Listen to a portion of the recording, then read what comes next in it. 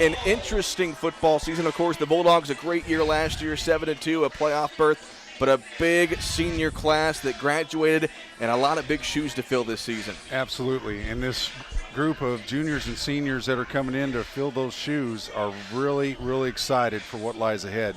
I think I'm presented to see what the offense is going to do this year.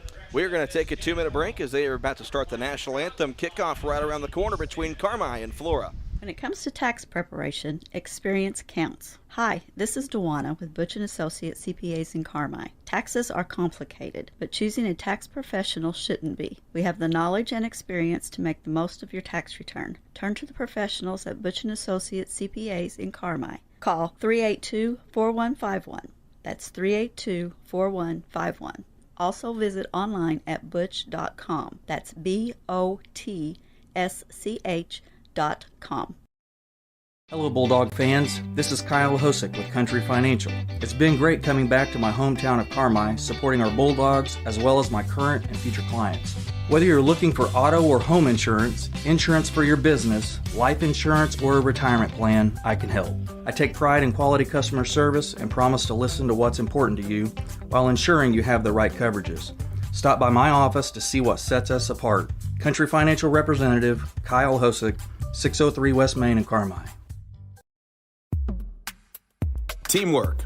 Coming together is a beginning, keeping together is progress, and working together is success. Carmi Lumber celebrates the student athletes competing and wishes them great success. Depend on the team at Carmi Lumber for all success with your home projects, electrical, plumbing, lumber, hardware, and more. Before you drive a nail, drive to Carmi Lumber. Visit them on North 3rd Street in Carmi or carmilumber.net. Carmi Lumber, proud supporter of area athletes.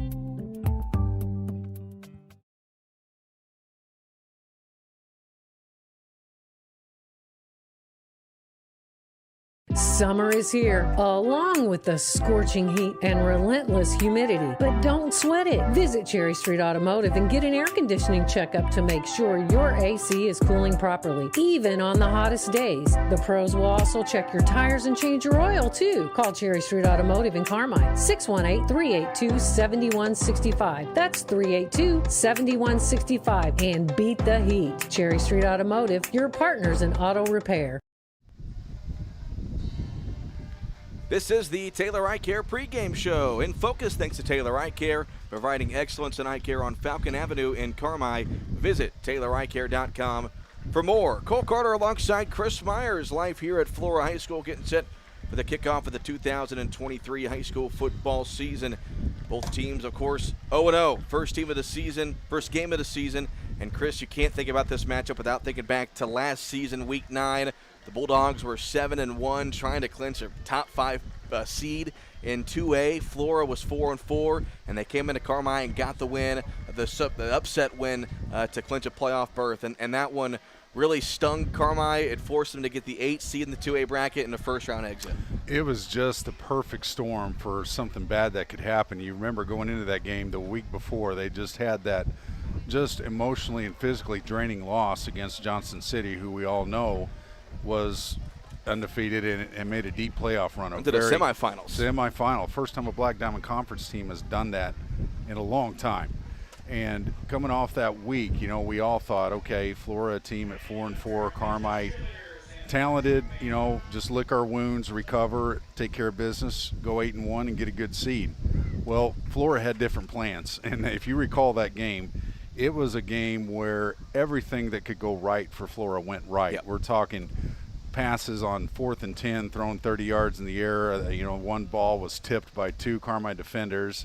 Normally would have been knocked down, and a Flora player was on his back. Ball goes to him, first down. It was just that kind of night. And the Wolves, to their credit, played out of their minds that night, led by their senior quarterback last year. It seems like we had at least 15 to 20 third and longs or fourth and long situations, and the Wolves just kept making back-breaking conversions. And Carmi, we were just emotionally flat, and it was just they took advantage of it. And again, they played good football, but it was just a perfect scenario for them to come in and play the upset role, and they did. So you better believe that these juniors that are now seniors remember that, and that left a bad taste in their mouth, and they're going to be ready for that tonight. Well, the good news is, as you hear the Bulldogs faithful cheer, as the Bulldogs do run onto the field for the first time this season. But the good news is, Chris, Flora graduated their top 3 rushers from last year. And, of course, their starting quarterback, Malachi Tolliver, which single-handedly helped them win that game last season. There's no question they're in a similar spot as Carmi. A big senior class is gone, and a lot of guys that got to fill some shoes. And talking to Kurt Simon yesterday, said, what can you expect? And he says, I don't know. It's, when you face a team that's got new guys and new places, it's really hard to scout, really hard to figure out what to expect. But if it's anything like last year, expect a spread formation, a lot of quarterback runs, just runs up the gut with some passes as well. Kind of like what we'll see from Carmi tonight. Yeah, it's both teams are in the same boat in a lot of ways. You talked about Tolliver having been gone for Flora, and obviously we know who Carmi lost in an all-state running back 2 years in a row, and Isaac King. So when those guys graduate, you have to change some things. And I think, it's just going to be one of those things where the first half maybe both teams just kind of feeling each other out to say, okay, what are they doing here? What are their tendencies here? It may not be the same as last year. They could come out and they could be run heavy. So, but we know with this Bulldog team, things are definitely going to be different because, you're not going to be as run heavy, and we, with our athleticism at the skill position this year, we're going to have a little more diversity in our offense. So the Flora coaching staff, the same thing. We're not going to be able to prepare for Carmi like we always did because it may not always be power I, 3 yards in a cloud of dust. This team may spread the ball. So it's going to be interesting for both coaching staffs how they adjust. Keys of the game is brought to you by courtesy of Expressway Ford of Mount Vernon, Indiana. Chris, let's talk about what each team needs to do tonight. Start with Carmi. Well, I think with the Bulldogs, since they're receiving first, you've got to maintain a good drive. I think you've got to score early, get Flora down. In hot weather like this, fatigue becomes a factor. So if you can get the lead early, you don't want to play from behind. Get the momentum early and get going. The 2023 football season is underway, and Noah Pollard returns the opening kick out to the 36. I got chills, Chris. Here we are. It's football season. The greatest night of the year. Friday Night Lights are back. If you love this game, there is nothing better. And as far as keys of the game for Flora, you got to think it's stopping this Carmi offense. I would agree with that, absolutely. You want to, you're on your home field. You're on defense first. If you can get a good 3 and out, you send a message early, especially to a team on the road, that, okay, our defense is for real. You're going to have to figure out what you're going to do to move the ball on us. Get a 3 and out, get the ball back, and make Carmi play on their heels, so to speak. Carmi's going to start this game in the power I formation. Under center is the quarterback, Landon Driscoll. Gives it up the middle. That's number 1. No, that's not Isaac King. That's Noah Pollard, who is going to be probably the go-to guy this year in the offensive side in terms of running the football. Picks up about 3 yards there. Yeah, nice penetration by number 4, Logan Atwood, coming in from his linebacker position. But you can see right away the Bulldogs starting out conservative, sticking with what they've done the last couple years. That's how they're always going to start. I don't expect them to start games and spread. I think you just want to try to be consistent your first drive. Just kind of get your footing. Going to go back to the power I here. Under center is Driscoll on 2nd down and 7. Driscoll is going to give it up the middle. That's going to be Caleb Siebers, the ball carrier, and Siebers takes it up across the 45, or correction, across midfield. That's going to be a Bulldog I think that was actually Andrew Dotson there on the carry. That's enough for a Bulldog first down, and that is a rush appliance first down. And that was actually Siebers, I believe. That was on a fullback trap. I just saw trap. 1. Yeah, there you go. 2-1 or 1-1. But that was a beautifully executed trap, the fullback trap. Caleb Siebers, one of those young men we talked about, a defensive starter last year, converting to the offensive side of the ball. Strong, physical kid, and he may be that guy that gets you those tough yards. 1st and 10 for Carmi. They go to the T formation here. Driscoll under center.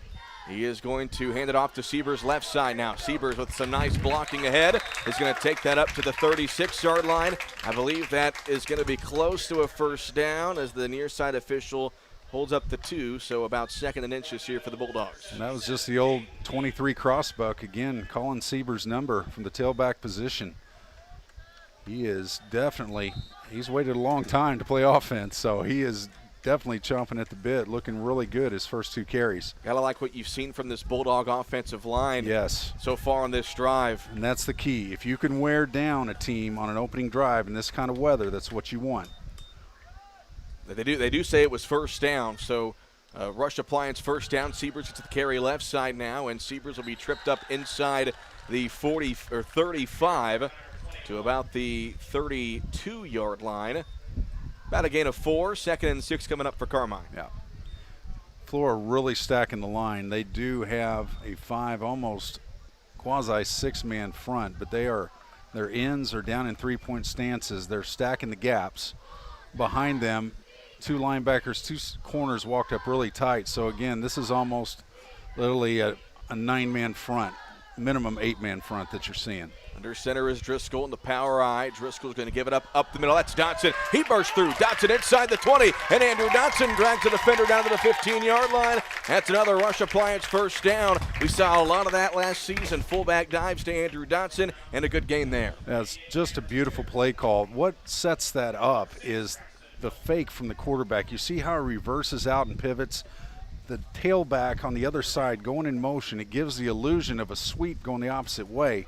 Defense flows against the grain. You hit the fullback coming the opposite way. Excellent play call, perfectly executed. So 1st and 10 for Carmi from the Flora 15-yard line. Under center is Driscoll back in the power eye. Driscoll hands it off. Siebers up the gut, looking for some room, and a better job that time by the Flora front 7 to make a stop. Still about a 5-yard pickup there for Siebers. He'll be 2nd down at about 5 from the 10. Well, we'd ask the question, what will this Bulldog offense do? So far, it's the same thing they did last year. Chunks of yardage, slow, methodical grinds. And again, in this situation, this type of game with hot weather, you exactly want this because you're going to wear that defense down the longer you have the ball and just pound it between the tackles. 2nd and 5 from the 10-yard line, 8:35 to play in the first quarter. Give off the Dotson to the right side, puts a shoulder down into the end zone. Touchdown, Carmi White County. That is $6 for 6 from First Bank, making a $6 donation for every touchdown to the Carmi White County Unit 5 School District. Bulldogs strike first. That was the old 24 crossbuck that time. And Dodson, we talked last week, he's bulked up to almost 200 pounds. Came off tackle, great blocking by that right side of the offensive line with Peyton and Ryder and Owen. Had my guys backwards, but just a great job executing. The Bulldogs will go for 2. They go stack eye. With a stack eye in the backfield. They give it off to Siebers left side, and he's in for 2. There's a wrinkle. So the touchdown run by Dotson and the 2-point conversion by Siebers. And with 8:30 left to go in the first quarter, the Bulldogs strike first. They lead 8-0 here in Flora. Back in 1 minute.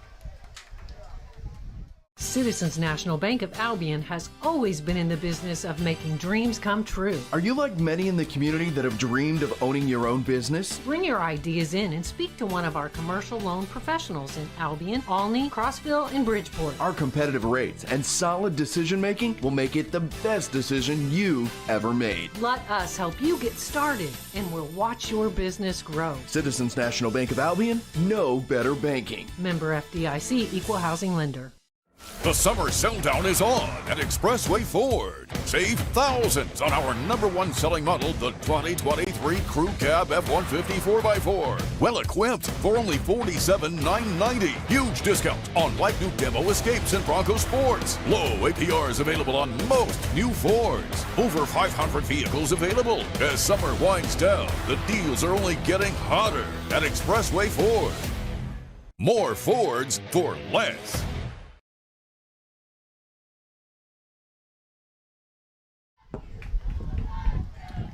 All right, the Bulldogs march right down the field and cap it off with a 10-yard touchdown run by Andrew Dotson with 8:30 left to play here in the opening quarter.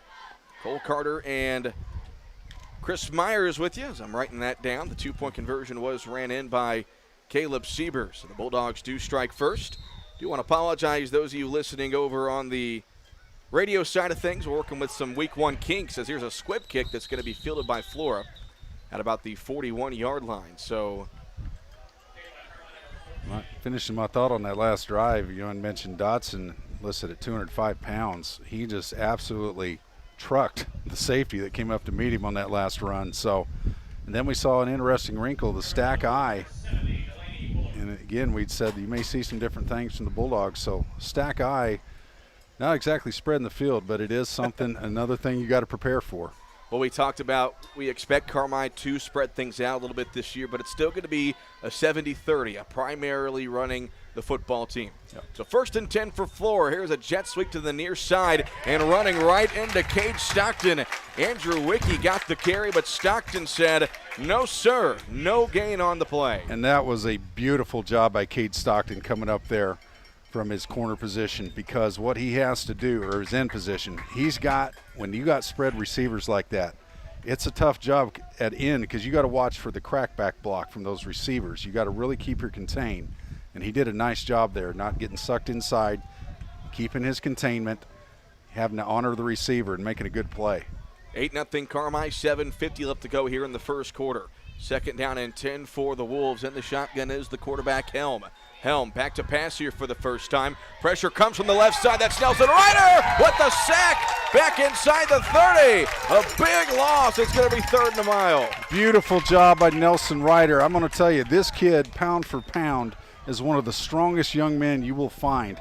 He is 190 pounds of just lean muscle. I know because I helped with the wrestling team. Had to wrestle against him one day. Not goodness, fun. Chris. Not fun. What bet did you lose? My defense is I laid there like the slug I am. But anyway, this kid is just lean muscle, powerful strength, tendon strength in his hands, and he just came off the edge there, wrapped up the quarterback and got him down. Great play by Ryder. 7 minutes to go here in the first quarter. 3rd down and 23 for Flora. Helm in the shotgun. He'll go back to pass. Ryder right in his face again. They run a screen, and that one is dropped by Arnold, the running back, in the flat. And a great start for the Bulldogs. They drive for the touchdown on offense, and they get the stop on defense. Couldn't ask for a better scenario. They were trying to set up a screen, a little swing pass. Again, Ryder jumped inside, got a little pressure on the quarterback, hurried that throw, but there was a convoy of Bulldogs there ready and waiting if he did make the catch. So Flora will set to punt here on 4th and 23 as the Bulldogs force the 3 and out on their opening drive. And so this is going to be, looks like Landon Driscoll is deep to return the punt. And that one's going to go near the Bulldogs sideline and go out of bounds at around the 38-yard line. So that is where Driscoll and the Bulldog offense will take over. So a good start so far for Carmi. The touchdown drive, the touchdown run by Dotson, and then the stop defensively, and we'll see if Carmi can add to this lead with great starting field position. And you can see kind of, the contrast in styles. If you can establish a run game, which Carmi did on the first drive, their time of possession was really good that opening drive. Conversely, the Wolves had 3 plays and hardly ran maybe a minute off the clock. So now you're giving the ball back to Carmi, knowing that they can, if they want to stay heavy, stay in power I, and just keep grinding, they can do that now, especially when you're up. 6:45 left to play here in the opening quarter. 8-0 Carmi. Here's a toss on the far side to Noah Pollard. He tries to cut in but cannot, as he'll be tripped up just shy of the 40. Got about 2 yards there. Yeah. Good pursuit by the Wolves defense. Again, just that little inside toss.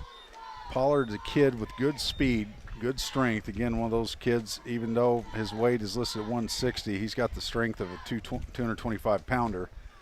But get him on the edge, he can get outside. That's where he'll showcase his speed. But the Wolves did a good job with contain there. 2nd down and 8 here for the Bulldogs from their own 39-yard line. 6:09 to play here in the first quarter. 8-0 Carmi. To the power I formation, Driscoll give up the middle to Dotson, and Dotson did not get very far. Flora a better job sniffing out the fullback dive there, and it will bring up 3rd down and about 6. That was definitely a good adjustment by the Wolves defense because that play had busted 2 or 3 times in that first drive. So now the Bulldogs find themselves somewhere they haven't been tonight, 3rd and long. So as compared to last year where it was just going to be power I and an ISO, let's see what we do here this year. 5:35 to go here in the first quarter. 3rd down and 6 for the Bulldogs. They go to the T formation. Driscoll is under center. Driscoll trying to go for the hard count. And the Bulldogs might have jumped, and they did. Bulldogs jumped first. They were trying to go for the hard count, and the Bulldogs just leaned. And it's going to take a 3rd and 5 now to a 3rd and 10. And those are mistakes that are backbreakers on a 3rd and 6. When you're trying to get the other team to jump and you jump, now you're 3rd and 11. This totally changes your play call. What's manageable 6 yards is now going to be 11 yards, so it's going to be a lot tougher sledding. Might see Driscoll go back to pass for the first time tonight. I think so. See a personnel change coming. You know, and Carmi really didn't have a whole lot of 3rd and longs, especially early in the season last year. But we'll see what they go to here. They go with 2 wide receivers out wide. That's Beck Huff in the slot and Cade Allen out wide to the left side. And the shotgun is Driscoll. Wolves show blitz, they back off. Driscoll rolls out to his left, pressure in his face. Driscoll throws down the field. That is incomplete. He was looking for, I believe, Beck Huff. No, it was Cade Stockton, the tight end. And Flora's defense comes up big. They get the stop. Bulldogs will punt on 4th down. Driscoll did a nice job getting out in space. Again, we talked about it's difficult for a quarterback to roll out to his left. Had a receiver there. They might have been a little congested and maybe a little better spacing, but the Wolves defended that well. They were expecting 3rd and 11. Again, that's what changes your play call. 3rd and 6, you may be able to run the ball. 3rd and 11, you're going to have to put it in the air. So Flora will send back 2 returners deep. One of those is Trey Wells. Looks like number 40 is the other one, Fabian Hahn. So Driscoll back in the punt formation. And a low snap. Driscoll able to short hop it, and a good punt given the circumstance. Wells will field it from the 25-yard line, and he runs right. Breaks a tackle, slips through another at the 40-yard line. Wells trying to find the outside and finally taken down at about the Flora 49. And all of a sudden, Chris, you start to see some momentum on the Flora side. They get the stop and a good return there from Wells. Yeah, you can see what, again, just kind of shooting yourself in the foot in key situations, what it can do. How football is a game of momentum where one play can change some things. So now the Bulldog defense just has to remain calm. I mean, they forced a 3 and out that last series. Just do what you did before. Come up, play aggressive football. Flora is definitely a spread team. They're coming out in a spread attack, but no reason to panic at all. You're still up 8-0. Flora has possession at midfield, but just come out and play good, solid defense. Get a 3 and out, get the ball back. There is an official's timeout for water break, and you're going to see that happen with these heat games. But just a quick shot of water, and we'll resume action here with the ball at the Flora 49-yard line. Bulldogs lead 8-0, 4:59 to play here in the first quarter. We do appreciate those of you watching on the WRUL Sports YouTube channel. We are still working to get things going over on the radio side. Bear with us. It's week 1. Give us some time. Nothing's perfect. But we'll see how the Bulldog defense comes out for this second possession. And the shotgun is going to be Parker Helm. He fakes the handoff. Back to pass. Throws over the middle, and that's going to be caught by Trey Wells. Kurt Simon says incomplete, but the officials say it was caught by Wells. Wells is the leading receiver last year for the Wolves as a junior, now coming back, and he makes the catch there. Just a good slant route. You had 2 wing backs, 2 wideouts. Wing backs just ran just straight what we call seam routes, and then just a good slant pattern by the outside receiver. Made a nice catch, scooped it up. 2nd down and 1 here for the Wolves. Helm in the shotgun. He will take the snap and he will fake the handoff, and he keeps it. Bad idea as he runs into big number 55, Eli Bryant, with the tackle for loss back near midfield. We'll see where they give him forward progress. It'll be 3rd down here for Flora. Great job by number 55, the big bear, Eli Bryant, the 310-pound junior. A kid I talked about last week that needs to have a big year. At 310 pounds, strong as all get out, he needs to establish his dominance on that defensive line, and that's a confidence builder right there. The Bulldogs need a lot of that tonight. So 3rd down, and they're going to call it 2. They give Helm pretty good forward progress, but 3rd and 2 here for the Wolves. And the shotgun is Helm. 2 receivers to his left and 2 to his right. Back to pass. Ryder coming off the edge. That pass is caught and incomplete. The big hit there from Caleb Sievers, who came up and knocked it out of the hands of Tyler Hill, and it's 4th and 2. Beautiful read by Caleb Sievers. I'm going to tell you what, this kid, I've watched football around here a long time, is one of the hardest hitters I've seen. He reminds me, fans may remember names like an Asa Stinson, the Kozakowski brothers years ago. This kid is a missile, a heat-seeking missile from his corner position. He will absolutely come after anyone full speed. Actually, he's at linebacker tonight, but we saw what he could do last year, but that's what he does. He makes big plays at critical times. They're going for it here. You knew they would. 3:45 to go in the first quarter. 8-0 Carmi. Helm in the shotgun on 4th and 2. He takes the snap. Handoff up the middle, and Gavin Payton blows it up. Turnover on downs. Yes, sir. Everyone getting on the action tonight. Gavin Payton, another senior. Gavin almost took that handoff from the quarterback, Helm. Shot right up the middle and blew that play up. Gavin Payton, the first-team all-conference player last year as a junior, here in his 3rd year as a starter, making a big play there on defense. Another young man who, when he's on his game, is a dominant force on that defensive line. Just shot that gap so quick.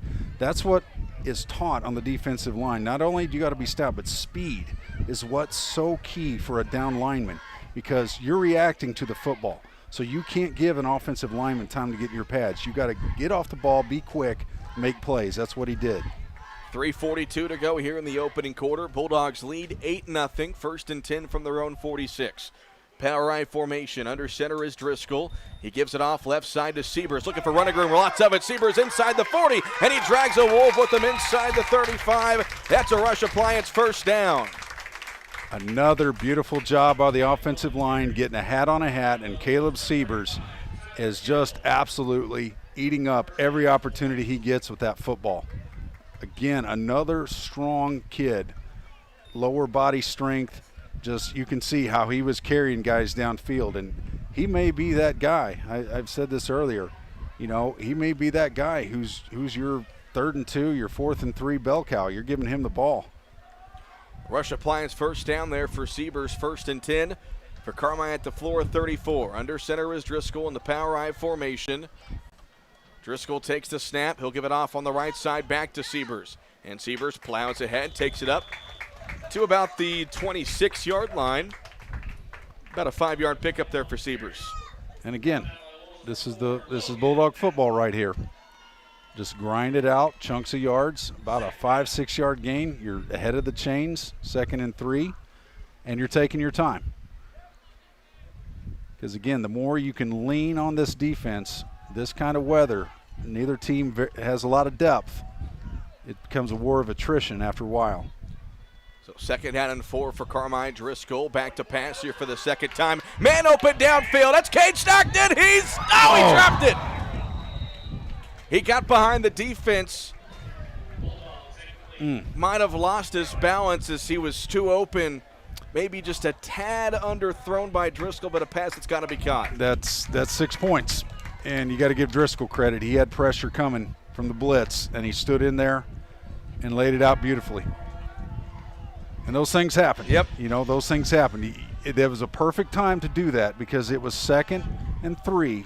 So that was a good time to catch the Wolves off guard there. You just got to execute it. 3rd down and 4. Under center is Driscoll. He's going to hand it off to Siebers left side. Siebers first down and more to the outside. And Siebers is going to take it all the way to the end zone. The ball came out. Who recovers? It's out of bounds, looks like. They're going to give it to us. If it goes out of bounds in the end zone. Or was he at the 1 when it went out? It looks like he's shy of the end zone. He did fumble the football, but it rolls out of bounds inside the 5. And you're right. Had he fumbled that in the end zone, that's a touchback. And Wolves' ball. So it's a Rush Appliance first down when it's said and done, as it was a good run by Siebers, but he got stripped right before he got to the end zone. But regardless, it's 1st and goal from about the 2-yard line. Again, he's just running hard. That just comes with experience. You know, that'll be the thing for him. He's a senior, but this is his first season playing tailback. So 2:13 to go here in the first quarter. 8-0 Bulldogs trying to add to it. It's the give to Siebers, left side. He will spin into the end zone. Touchdown, Carmi White County. A First Bank touchdown, $6 for 6 points. Classic Carmi methodical grind football. The 23 crossbuck, right tailback off left tackle, left side of the offensive line, Gavin Payton, Eli Bryant doing a great job, the center, Connor Buchanan, and Caleb Siebers.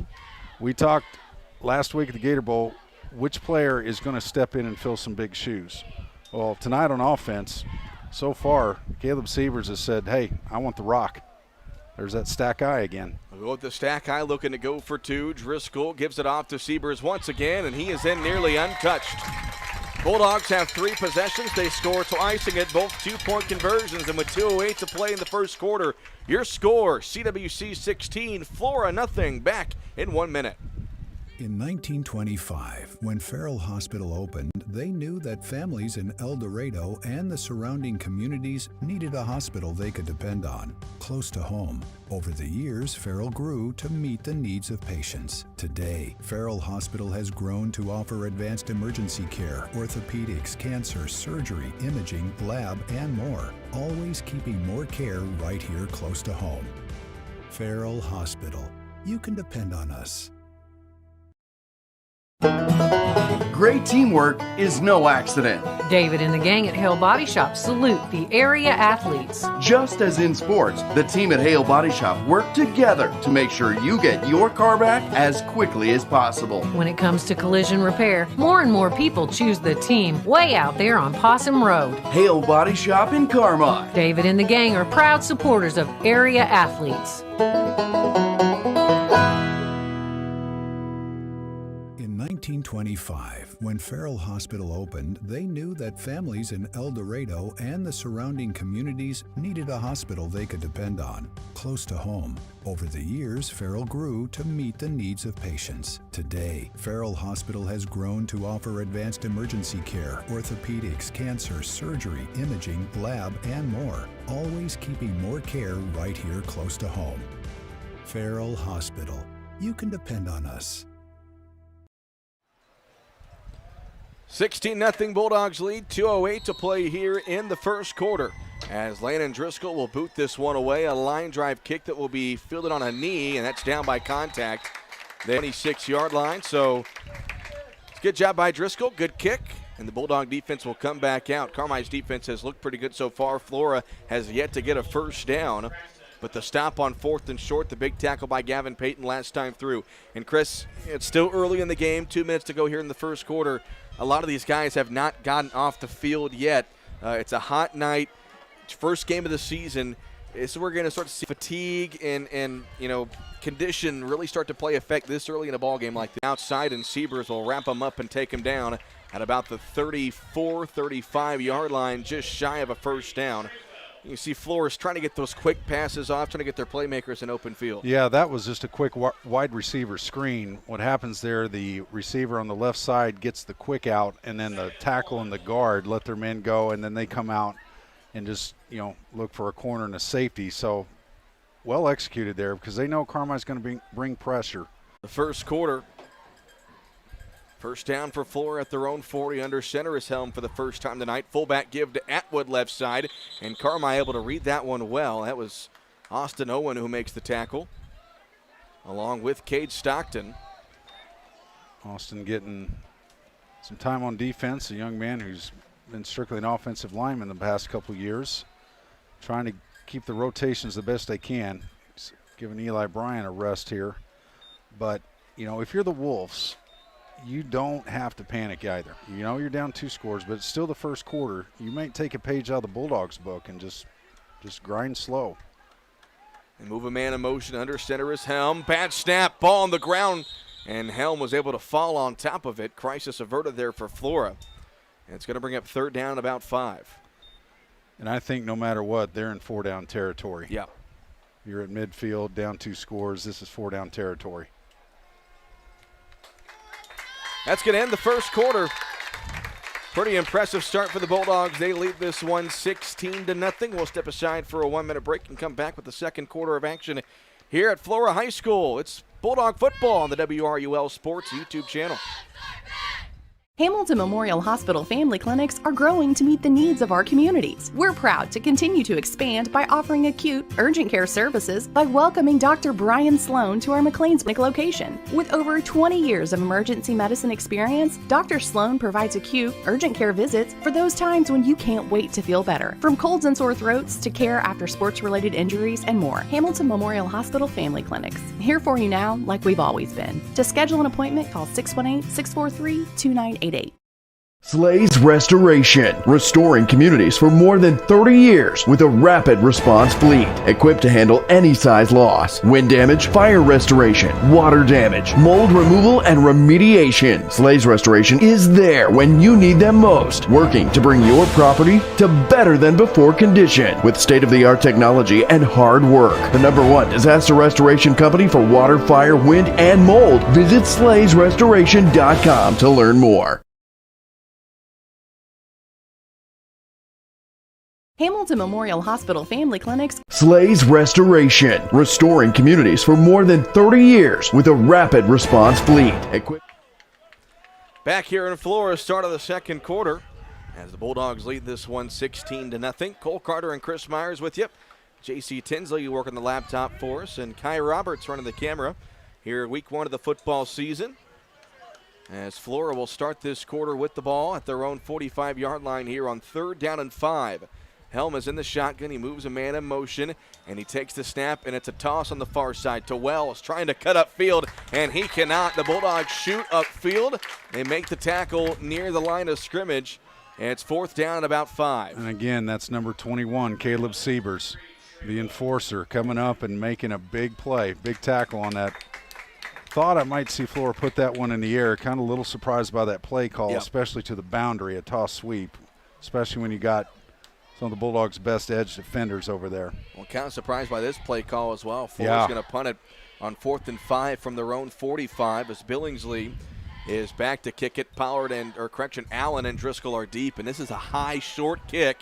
Bulldogs got to be careful here as it takes a hop and then goes bounce backwards, and Flora will hop on it at the Carmi 37-yard line.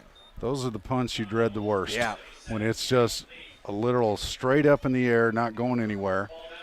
Your defenders are trying to get downfield and get blocks. You don't know where the ball is. You're always scared to death as a coach that thing's going to bounce and hit your own player, and then the other team's going to recover. So I still get nervous on punts every time. It's a coach thing, right? It's from the junior high level because we don't. So punts are never easy. Right. That way. Really at any level. No, I mean there is so much concentration involved with that it's really not as easy as it looks. So 1st and 10 for the Bulldogs at their own 37-yard line. They're going to come out in the shotgun for the first time tonight, and we're a little bit confused, so Kurt Simon will burn a timeout here with 11:13 to go. As you'll have that as well here in week 1. Some new formations, some guys in the wrong spots, but first timeout, we will take one as well back in 30 seconds.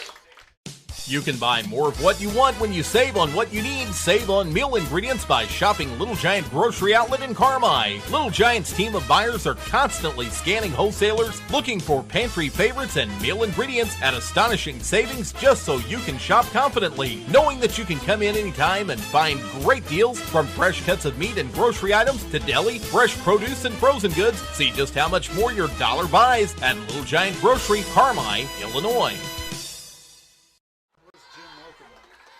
All right, back here in Flora as a quick timeout call by Kurt Simon after the Bulldogs a little bit confused on offense. Cole Carter and Chris Myers with you as the Bulldogs lead this one 16-0 with 11:13 to go here in the first quarter. Carmi will have their first home game of the season next Friday as they welcome in the Hamilton County Foxes, and those of you planning on going to that game will also be the 20-year anniversary of that great 2003 team. One of, if not the best teams in Bulldog history. They'll have a reunion for that team next Friday. So 1st and 10 for the Bulldogs at their own 37. Driscoll in the shotgun, 2 receivers to his left. Trayton Vickers moves in motion, and they toss it to Vickers here on the near side. Pollard leads a block, and Vickers will pick up about 8 yards here, up to the 45, 46-yard line. An 8-yard gain, 2nd and short coming up. Nice play call of that formation, just Vickers coming in motion, a simple toss, and if I'm not mistaken, that's his first varsity. Different guys, and we'll see a lot of plays like that trying to get Vickers involved. So 2nd down and short. Here's the handoff to Noah Pollard to the left side. Pollard trying to find the outside, puts his shoulder down and takes it into Flora territory down to the 43-yard line. That's a rush appliance, 1st down. Well, I tell you what, out of that shotgun look, that was a counter. And 2 things happened there. Number 1, Nelson Ryder, number 51, made an absolutely beautiful block, pulling from his right guard position, absolutely leveled the defensive end. And then Pollard showing you that power. Even though he's 165, he's trucking people when he gets the ball. First down for the Bulldogs at the Flora 44-yard line. And the shotgun is Driscoll. He takes the snap, handoff Siebers left side. Breaks one tackle, breaks another, and he will carry his way for about a 3-yard pickup, maybe 2, up to the 41. Call it a gain of 2. Tried to run the same play there. That time the Wolves penetrated the gap and kind of got in the way of that. For that play to be clean, you can't have any penetration on the front side. You got to have an open alley for your guard to pull. That time the defensive end for the Wolves snuck in there and kind of busted that up a little bit. Under 10 minutes to play here in the second quarter. Carmi leads it 16-0. Touchdown runs by Andrew Dotson and Caleb Siebers put us where we are. Bulldogs trying to add 2 and left to right. He breaks a tackle, breaks it. And again, bulked up to 205 pounds. He may not have quite the speed he did, but he's got a lot of power with him. He's still dragging defenders. It's good to see him back and being a senior leader back there in the backfield, or really only running back with experience, varsity experience. So first and 10 for Carmi from the Flora 23. 8:38 to play here in the second quarter. And the shotgun, it's Driscoll. He sends 2 receivers out wide to his left.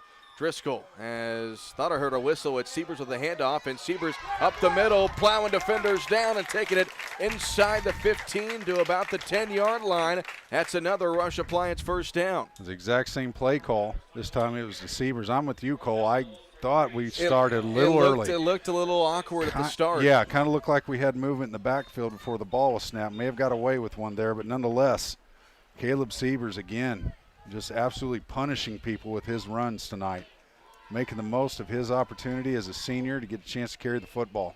Been very impressed with him tonight. So that's a Rush Appliance first down, puts the football at the 10. So first and goal for the Bulldogs, leading 16-0. Under 8 to go here in the second quarter. Driscoll in the shotgun. Pollard to his right. Driscoll handed off to Pollard, left side, looking for room, looking for that end zone, and stumbles down inside the 5. About a 5 to 6 yard pickup there for Noah Pollard. Looking for his first varsity touchdown. And you can see what an advantage it is, especially this time of the year when there's not a lot of depth on either team, but you can run the ball. You can just see it kind of on the Wolves defense right now. A lot of guys, hands on their hips. You know, when you're getting leaned on, what I mean by leaned on is this line's pounding on you slowly, and just constant. It wears you down. And you can see how Carmi is just taking their time. They go back to the T formation. 7:05 to play here in the second quarter. Second down and goal. Under center is Driscoll. He will turn and give it off on the right side to Dotson. Puts a shoulder down, and he's into the end zone for the second time tonight. A first bank touchdown. $6 for 6 points, and the Bulldogs extend their lead. Andrew Dotson for the second time. 24 crossbuck this time. He scored on the 23 first series. This time it's 24. Left tailback off right tackle. Right side of the line doing a fantastic job. The senior's got himself another touchdown. So he had one from 10 yards earlier in the ball game, that one from 2 yards out, and the Bulldogs will look to go for 2, and fumbled snap. Driscoll trying to make something out of it, and the ball is popped up into the air, and Flora comes down with it. So some confusion there on the 2-point play, but regardless, the Bulldogs do score again, and they extend their lead to 22-0 with 6:58 to play here in the second quarter. We'll step aside for a 1-minute break. This is Bulldog football on 97.3 WRUL. This is Nancy J. Winter, CPA.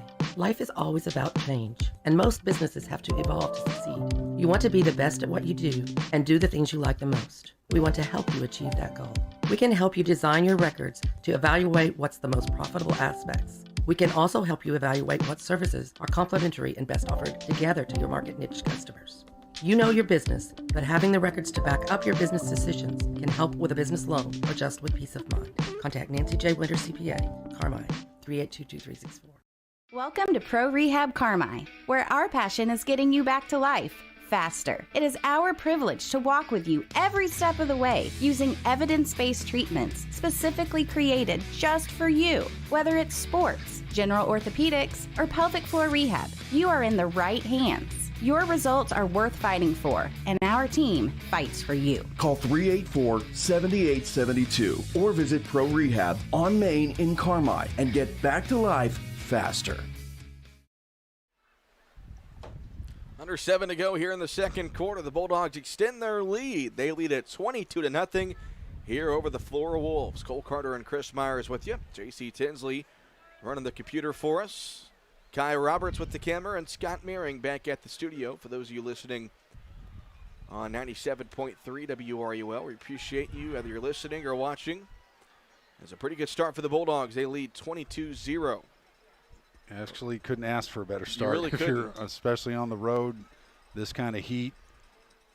Line drive kick by Driscoll over on the far side, bobbled, then picked up, and running across the 30-yard line up to about the 35. There on the return for Flora. That was Andrew Wicke with the return. Looks like and the Beckhoff on the stop. Beckhoff with the stop. Bulldog defense back out on the field, and I think Flora's gotten one first down so far tonight. You really couldn't ask for much more from this Bulldog defense in this first quarter and a half. No, you couldn't. They've just been at all three levels. They just played outstanding. You've seen three different linemen shoot the gap, get in backfield, making tackles for losses. Nelson Ryder with the sack. Caleb Sievers just being the absolute missile that he is from the linebacker corner position, making plays on the perimeter. Couldn't ask for anything more from your defense if you're Kurt Simon.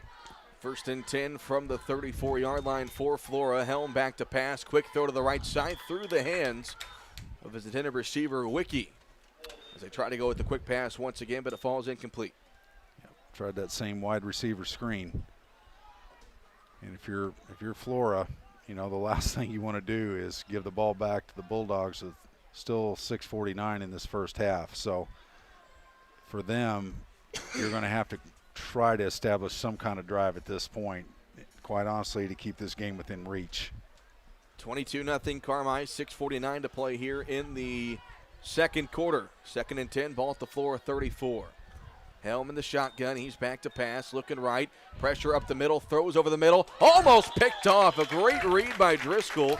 He had a pair of interceptions last season, nearly made a nice play there, but he knocks it away, and it's third down. That was a fantastic read by Landon Driscoll from that safety position. Playing with one safety back, he's just kind of playing center field. Came up, made a beautiful play. That ball's thrown a half second to a second sooner. That might be a completion, but Driscoll read that beautifully. Came up and knocked that thing down.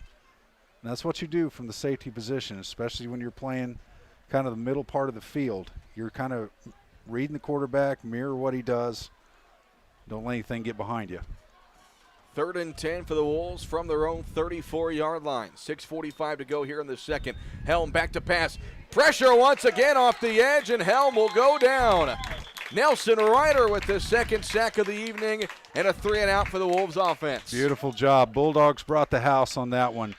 Third and long, you're not going to let the quarterback sit back there. Brought pressure off the edge, blitz linebackers. Someone's coming unblocked. That time it was Nelson Ryder, his second sack of the night. And this Bulldog defense just looks hungrier and more determined each possession.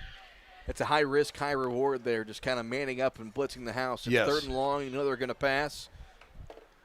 The Bulldogs get there again. A penalty flag flies in here on the punt attempt by the Wolves. Looked like a false start, I believe. Yep, they're signaling, and that's We'll what back it is. it up 5 more yards, and we'll see the leg on Billingsley. The last punt he had went straight up in the air, so a real good chance for Carmi to get some great starting field position. So Flora will now punt this one from their own 29 as Allen and Driscoll are deep to return it. And a high snap over the head of Billingsley. He goes back to get it, and he picks it up. Now he's in his own end zone. Now he's got to run, and the officials blow the play dead, and they're going to call that, what are they going to say? They're not going to call it a safety, I don't believe. Maybe a touchback? No signal. If he was tackled in the end zone, that's It'd a be safety.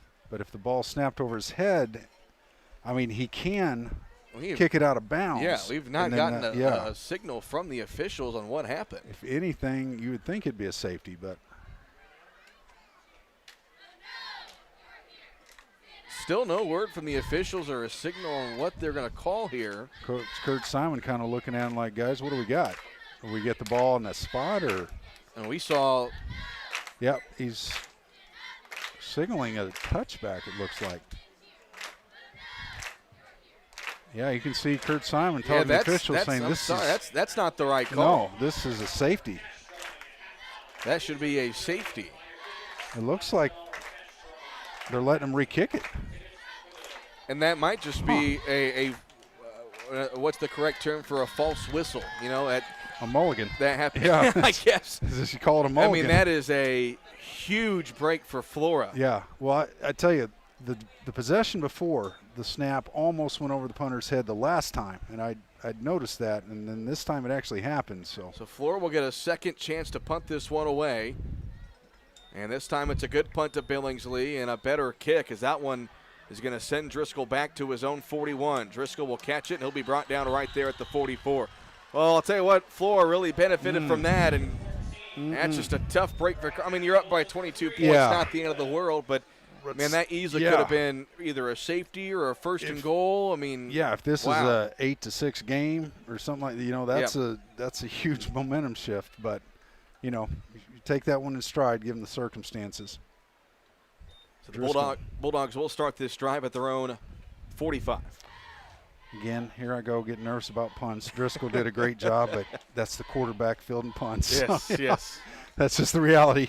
He's such a good athlete. You got him back there, but I got to get over that nervousness, Cole. You got to it's a long counsel season, me. Chris. You got to counsel it's me a long through this. Season. Yeah. Driscoll's going to start this drive in the shotgun. As they're going to call timeout. Flora. As Clinton Wolf was pointing at the back judge on the play, and we've got some sort of timeout. Either it's an official's timeout or a timeout called by Flora. Either way, we will take one as well. We'll step aside for a minute. It's Bulldog football on 97.3 WRUL. Doing business in today's world can be complicated, time-consuming, and expensive. People's National Bank is here to help your business not only survive, but thrive. With modern-day products such as remote deposit capture, ACH payments, merchant card services, and commercial line of credit sweeps, we can get you paid faster, protect your risk, and make your money work hard for you. Hi, this is Melinda with People's National Bank. Give me a call today and get started. People's National Shop, click, drive. It's that simple with RiceMotors.com. Picks and pricing updated 7 easier for you to shop. Click, drive. RiceMotors.com. Visit now. Hand off to Caleb Siebers here as we come back from the timeout. Siebers gets to the outside and takes that one all the way inside the 35-yard line. That's a Rush Appliance first down. Did we say, early in the year, what are we going to do now that King's gone? I never said that. No, I don't think anybody was thinking that. Well, it's number 21 tonight. I just can't say enough about what this young man's doing. Again, credit the offensive line. But his very first time playing tailback in 3 years of varsity football, you cannot say enough about how hard Caleb Sievers has run the football tonight. He is just absolutely a man possessed running that football. So 1st and 10 for Carmi from the Flora 31-yard line. Driscoll in the shotgun. He will take the snap. He'll go back to pass as he rolls out to his right. Throws a deep ball far side of the field. That one's going to be incomplete, and it should have been picked off. There was about 3 Wolves that could have said, I got it, you got it, I got it, as there was not a single receiver in the area. The Bulldogs catch a break. That was definitely a miscommunication. Driscoll had real good time to throw with both backs. Did a good job picking up the pressure coming off the edges. So I think that was just a miscommunication on the route. He was expecting a slant or a seam pattern or a post pattern, and our receiver to the top side ran it out. So I think that was just miscommunication. And, again, a huge break for the Bulldogs there, Cole. Well, and the biggest question was going to be how would Driscoll fare at the quarterback position against another opponent. And they looked pretty good in the Gator Bowl, but you can only take so much from that. Right. Second down and 10, 2 receivers out to his right. Driscoll will take the snap in the shotgun, hands it off to Pollard going near side, trying to find the corner, puts a shoulder down, and Pollard will, they blow this play dead early? I heard a penalty flag is on the ground. I'm not sure. I'll tell you what, Nelson Ryder absolutely pancaked that end again. That's that counter. And Pollard once again trucked to the defender, but are they going to call? I thought I heard a whistle before Pollard was taken down. There is a penalty flag down near the line of scrimmage, and that's going to be against Carmi. I don't know if they called holding or a false start. Let's see. Holding. can't speculate on who it's on. You know, they may have. Yeah, I won't speculate. I have an idea, but we're not college or the NFL where they call it. I mean, if my ears aren't confusing me, I still they thought they blew that play early. I thought I heard a whistle when Pollard was about to. Yeah, you let the play finish on a holding call. If it's a false start, you stop it at the beginning. But a couple of questionable whistles here in this second quarter. Mm-hmm. That's a 10-yard penalty, though, and 2nd and 20 for Carmi from the 41-yard line. Driscoll's in the shotgun, T-receiver tackle that possibly saved a big play. There's no question. It probably saved 6 points. If Logan Atwood is blocked, that's a touchdown. Noah Pollard, fantastic job making the first man miss, but credit Atwood for making a big play. He more than likely saved 6 points. You can see the strength of Pollard. Fantastic runner. That's the thing. Just one more block there, and Bulldogs are probably in the end zone. So 3rd and 14 here for the Bulldogs from the Flora 35-yard line. 22-0 Carmi with 4.5 to play in the second quarter, and a timeout taken by Carmi. As the Bulldogs might have been a little confused as far as what the play call was and what the formation was. And in 3rd and 14, if you're going to go to the air, I think, you know, kind of with the miscommunication on that play that was almost picked, I think Coach Simon wants to make sure quarterback, receivers, linemen are all on the same page. But again, on the 35, you're in 2-down territory. Yep. So you're going to have 2 shots at this. But if you're going to drop back and shotgun, again, these when in the spread formation, there are so many more, what I call, you have to work out a lot more kinks early in the year because everything is timing. The routes, the snap, everything has got to be precision timing. When you're handing the football off, it's just, okay, here you go. The last one, a miscommunicated route almost became a pick. So let's see what the Bulldogs draw up here. Looks like we're going to be in the gun again. So 3rd down and 14 for the Bulldogs from the Flora 35-yard line. Driscoll in the shotgun, 2 receivers to his left and 1 to his right. Driscoll takes the snap. He's back to pass. Flora blitzes the house. Driscoll runs to his left. He's got some running room. He's going to take off. Driscoll takes it across the 25 and out of bounds near the first down marker. Right at the first down marker. It's either going to be a first down or a 4th and short. It's a great job by Driscoll to make something out of nothing. And that's what he can bring you. Again, the Wolves brought the house off the edge, but that's what Driscoll brings from the quarterback position. The 6'4" lanky athlete who just isn't going to sit back there and be an easy target. He got outside. He made the most of it. You have to account for him as basically another running back there because he is a fantastic athlete. So nice job by him. 4th and inches. If you're Carmi, you got to convert this one. I'm going to throw $5 on a handoff to Caleb Siebers here. I'm not going to take that bet because I would lose if I went against you there.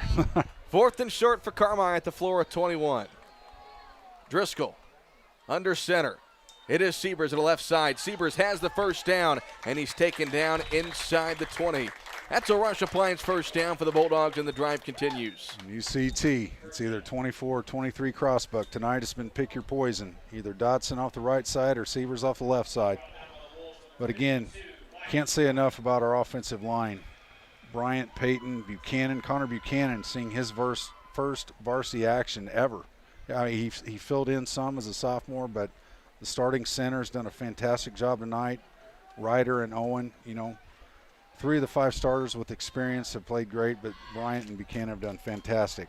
There's that formation again, and Driscoll is going to give it off to Siebers right up the gut, and Siebers will be tripped up inside the 10. So that was 1st and 10 from about the 14, and Siebers will take that all the way to about the 6. This is a situation for the Bulldogs, familiar story. You're up 3 scores, you got 3 minutes left before halftime, you're kicking off. You don't have to be in a hurry to do anything. Just expect more of the same, either T or power I. But again, you can see what this does this early in the year. That defense is starting to look pretty tired over there for the Wolves. Well, let's go back to that same I formation. Under center is Driscoll. He takes a snap. They go right back to Siebers. Left side, Siebers is into the end zone. Touchdown, Carmi White County, a First Bank touchdown. $6 for 6 points, and Siebers has his second touchdown of the night. Loving that stack I formation. 3 backs just stacked up in an I. A lot of times you'll see option run out of that. You'll see teams run just pure option. Fake the fullback, the second back through is hitting an end, and then quarterback, tailback option. You do a lot of things out of that, but the Bulldogs are just coming straight power with that. Looks like now we're regular power I this time. Bulldogs will go for 2. Driscoll will give it off to Siebers on the exact same play, and I'm not sure if he got in. Yes, he did. Officials say he got in there, and Siebers has his third 2-point conversion of the night. And with 2:54 to play in the first half, Carmi leads by 30 to nothing here in Flora. We'll take a 1-minute break. This is Bulldog Football on the WRUL Sports YouTube channel. ProArc Transport in Carmi has earned a reputation of dependable hauling that many in this area have depended on. ProArc Transport now also offers rock, dirt, and lime hauling from parking lots, driveways, and washouts. ProArc Transport can handle all your rock and dirt hauling needs. Farmers can also depend on ProArc Transport to deliver their lime when and where they need it. For your next driveway or parking lot job, remember ProArc Transport for fast, dependable service. Call ProArc Transport today at 265-3665. Slays Restoration, restoring communities for more than 30 years with a rapid response fleet equipped to handle any size loss, wind damage, fire restoration, water damage, mold removal, and remediation. Slays Restoration is there when you need them most, working to bring your property to better than before condition with state-of-the-art technology and hard work. The #1 disaster restoration company for water, fire, wind, and mold. Visit slaysrestoration.com to learn more. Under 3 to go here in the second quarter. It's been all Carmi tonight as the Bulldogs lead it 30 to nothing. After Caleb Siebers ran in his second touchdown of the night. As Carmi, I think, has some miscommunication in the formation on kickoff. Driscoll will boot this one away. It's a short kick. It will be fielded on the line. Running near side is number 6. Now he tries to cut across the field. Sheds off one tackle but couldn't break the second. That was Braxton Huddleston on the return, and he will take it to around the 30. First down, Flora. Well, I'll tell you what, Cole, it's to be up this big in the first half obviously is a great surprise, for Coach Simon. And in my mind, I'm thinking Caleb Siebers might be thinking to himself, hey, I want to join the 1,000-yard club myself. So if he keeps performing like this all season, you never know. When you talk about not skipping a beat as far as the rushing attack. Flora's in trouble. They trail by 30. 1st and 10 for Helm in the shotgun. They go quick pass left side, caught in the flat. That's number 3, Trey Wells with a catch, and Wells will get about 7 yards there up to around the 40. Play well executed that time. Again, just that quick out, get a couple linemen in front of you, just quick wide receiver screen. And, again, the defense of Carmi tonight, what I felt one of the strengths would be for them is their edge players. Vickers, experience, but you got other athletes back there to go with them. And I think their athleticism in the secondary is really going to be a big factor this season. Helm in the shotgun, fakes the handoff, back to pass. Ryder comes from the far side. That one almost picked off and then caught. That was into the hands of Wiki. Talk about some flashbacks of last season's matchup. A pass through the hands of Vickers, and Wiki with the catch for a Wolves first down in the Bulldog territory right at midfield. For the life of me, I thought that was a pick six. I thought it was too. And just I believe it was Vickers that came in and read it perfectly. It just went right between his arms. I think he was reaching out to get it, and that ball just threaded his arms, and big play for the Wolves. So 1st and 10 for Flora, 1:45 to go here in the second quarter, trying to find the end zone before the end of the half. They do get the ball to start the third as that one is in the dirt. And it took them a second to blow that play dead, but it was short, looking for Wells once again. That was another quick screen they were trying to get, and they may have had something there. The Bulldogs brought the house on that one. Had they got the pass complete, he had some linemen in front of him. That might have been potential for something there. But again, you got to be able to execute those. I think the pressure just made him throw it a little quicker than he wanted to. 1:36 to go here in the second quarter, 30 to nothing. Bulldogs lead, 2nd down and 10. Helm in the shotgun, fakes the handoff, back to pass, throws over the middle. That's going to be caught by Wells, who goes to a knee to make the catch. That will be enough for a Flora first down to the 40-yard line. Bulldogs kind of playing man coverage across the top there, and just the inside slant by the receiver and got in front of Kate Allen there. Just good play. You know, if you're Carmi, you don't want to let them in the end zone. You really don't. You want to put the clamps on it. Flora does get the ball to start the second half. So you talk about a touchdown here, a touchdown to start the third quarter. It's all of a sudden a 2-score game. You don't want to give them hope. Back to pass is Helm. He's going to throw a deep ball near side. He's got a man, but he overthrew him. That was Wiki, who had a step on the defensive back near side, but the ball falls incomplete. Ryder and Eli Bryant getting some pressure there, but Driscoll had that well covered from a safety position. Again, it was before kind of a man look, but, you know, Driscoll's just kind of playing there was an old term used to be called robber coverage, where one safety, he was just free to do whatever he wanted to across the field. Your other defenders, you know, if you look here to downfield where Stockton and 42 they're manned up, but Driscoll in the center, he's kind of just covering an area. Quick throw here for Helm through the hands of his receiver. He was looking for Huddleston. Kel Wiggins is what I was trying to say. So number 42. But, you know, again, you got a senior back there at that position, smart kid, athletic kid, and that's just kind of his job, just to be backup for these guys that are playing man-to-man in front of him. 1:02 to play here in the second quarter. Bulldogs lead 30-0, trying to hold this lead going into halftime. Helm is in the shotgun. Bulldogs show pressure. They bring pressure, and a lot of it. Helm with the screen pass through the hands of his receiver. He was looking for number 24 that time, Quentin Black, and it's 4th and 10. Again, some potential there, but I think even if he had completed it, it looked like Andrew Dodson was right there to make a play. I think Flora just kind of sit on this one, yeah, take a 30-point lead in the halftime. I wouldn't even try to field this punt if you're Driscoll. I would just say let it go, even if it's bad field position. Billingsley will punt it away, a left-footed boot. It's a high one, and Driscoll will field it, and he's going to run to the left. Driscoll breaks one tackle. He's got a block. Driscoll's got some running room across the 25 and out of bounds across the 30, but taken down out of bounds across the 35. So a good return by Driscoll with 46. Try to get one more score in. You've got a relatively short field, but again, you're up by 30. Yeah, I agree with Cole here. I think, you know, if he does take the knee, it looks like they're going for option, you know. 30-point lead, no reason to risk anything. You know, the other side of it is if you wanted to just heave one to do it. But I think this is a smart decision. Yep. Driscoll will take a knee, and that's how this first half is going to come to an end. I believe they'll have to take one more snap. Yeah, 40-second play clock. Yeah. But overall, there is not much to complain about if you're the Bulldogs and Bulldog fans. No, this has been, outside of a hiccup here or there, a pretty flawless first half.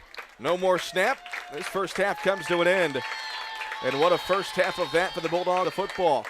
They lead Flora 30-0 as we go to halftime.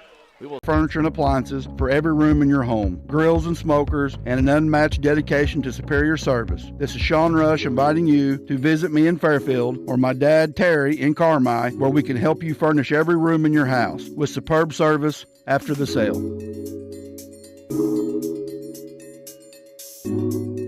Came and is soon to go, but summer is hot on its heels. By now, you're tired of fighting that old mower or look at all of our incredible machines. Southern Illinois Trading and Supply in Carmi, Illinois.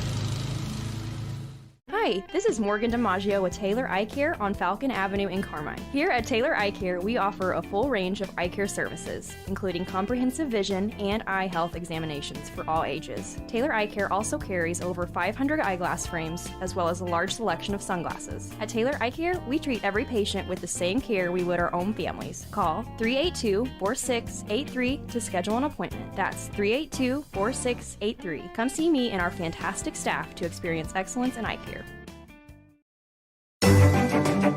Less stress, more family. Supportive living could be the answer. Personalized support with daily activities, social connection, and peace of mind for families. Just a few of the many benefits of supportive living at Wabash. If you're worried about mom or dad getting around, taking medication, or living safely on their own, supportive living at Wabash Christian Supportive Living could be the answer. Please visit us at chliving.org or call us at 618-900-8245 to learn more. Whether you're a competitive athlete or want to enjoy a stroll around your neighborhood, orthopedic health is critical to your quality of life. The Orthopedic and Sports Medicine team at Wabash General Hospital treats injuries and disorders of the bones, joints, ligaments, tendons, muscles, and spine so you can return to moving through life with greater comfort and ease. To schedule an appointment, call 618-263-6400. Wabash General Hospital, people you know helping people you love. When it comes to tax preparation, experience counts. Hi, this is Dewana with Butch & Associates CPAs in Carmi. Taxes are complicated, but choosing a tax professional shouldn't be. We have the knowledge and experience to make the most of your tax return. Turn to the professionals at Butch & Associates CPAs in Carmi. Call 382-4151. That's 382-4151. Also visit online at butch.com. That's BOTSCH.com.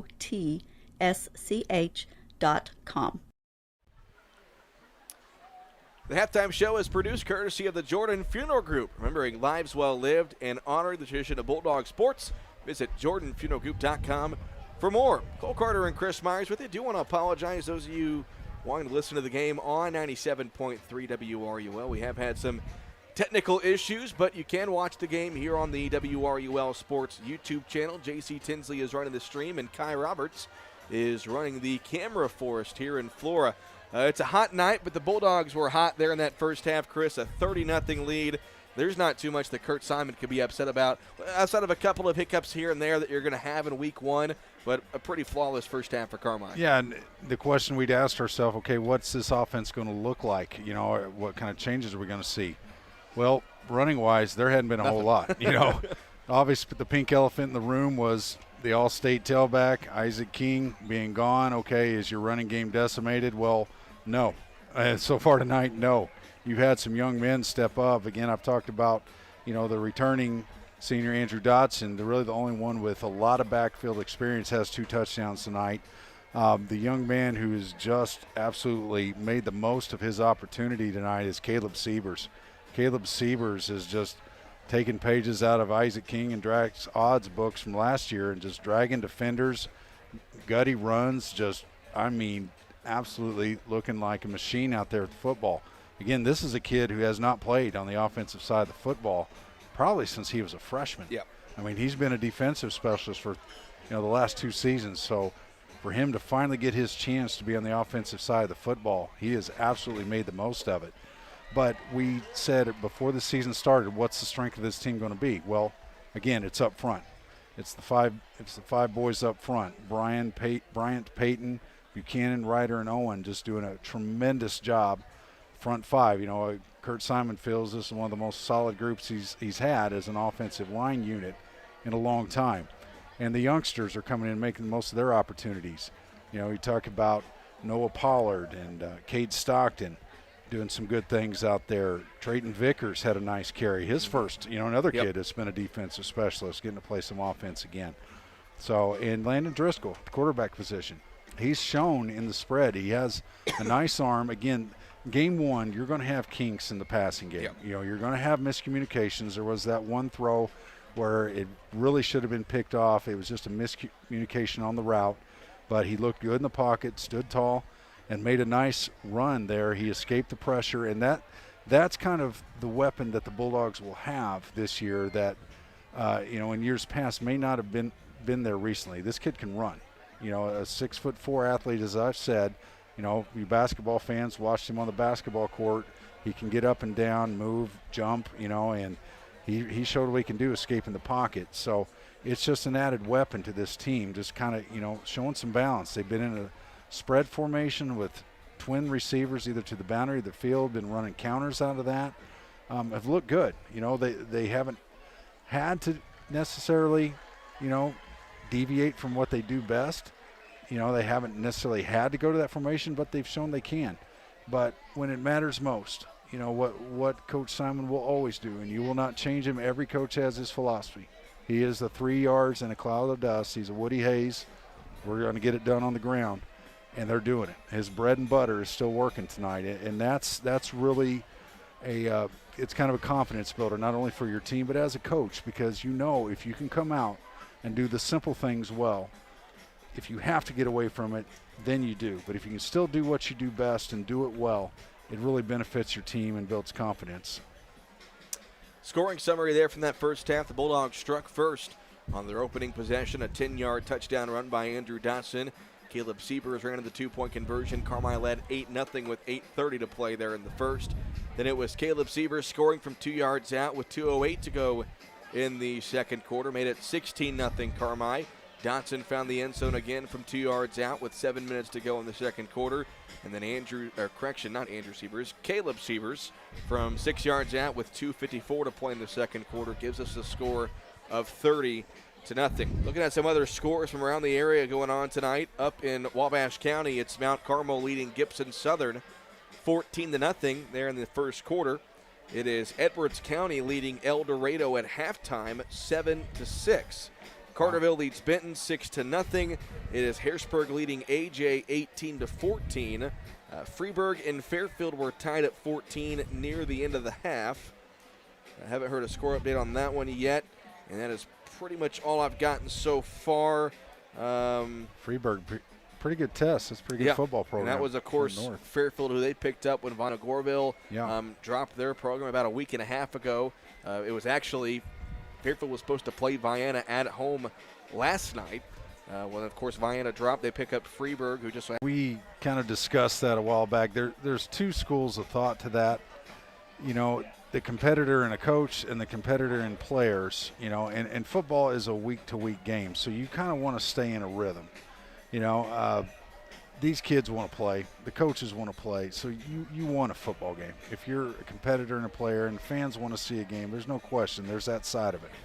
But the interesting thing is, you know, the thing the Bulldogs do have concern with this year is numbers. Yep. We have 26 kids on the varsity roster.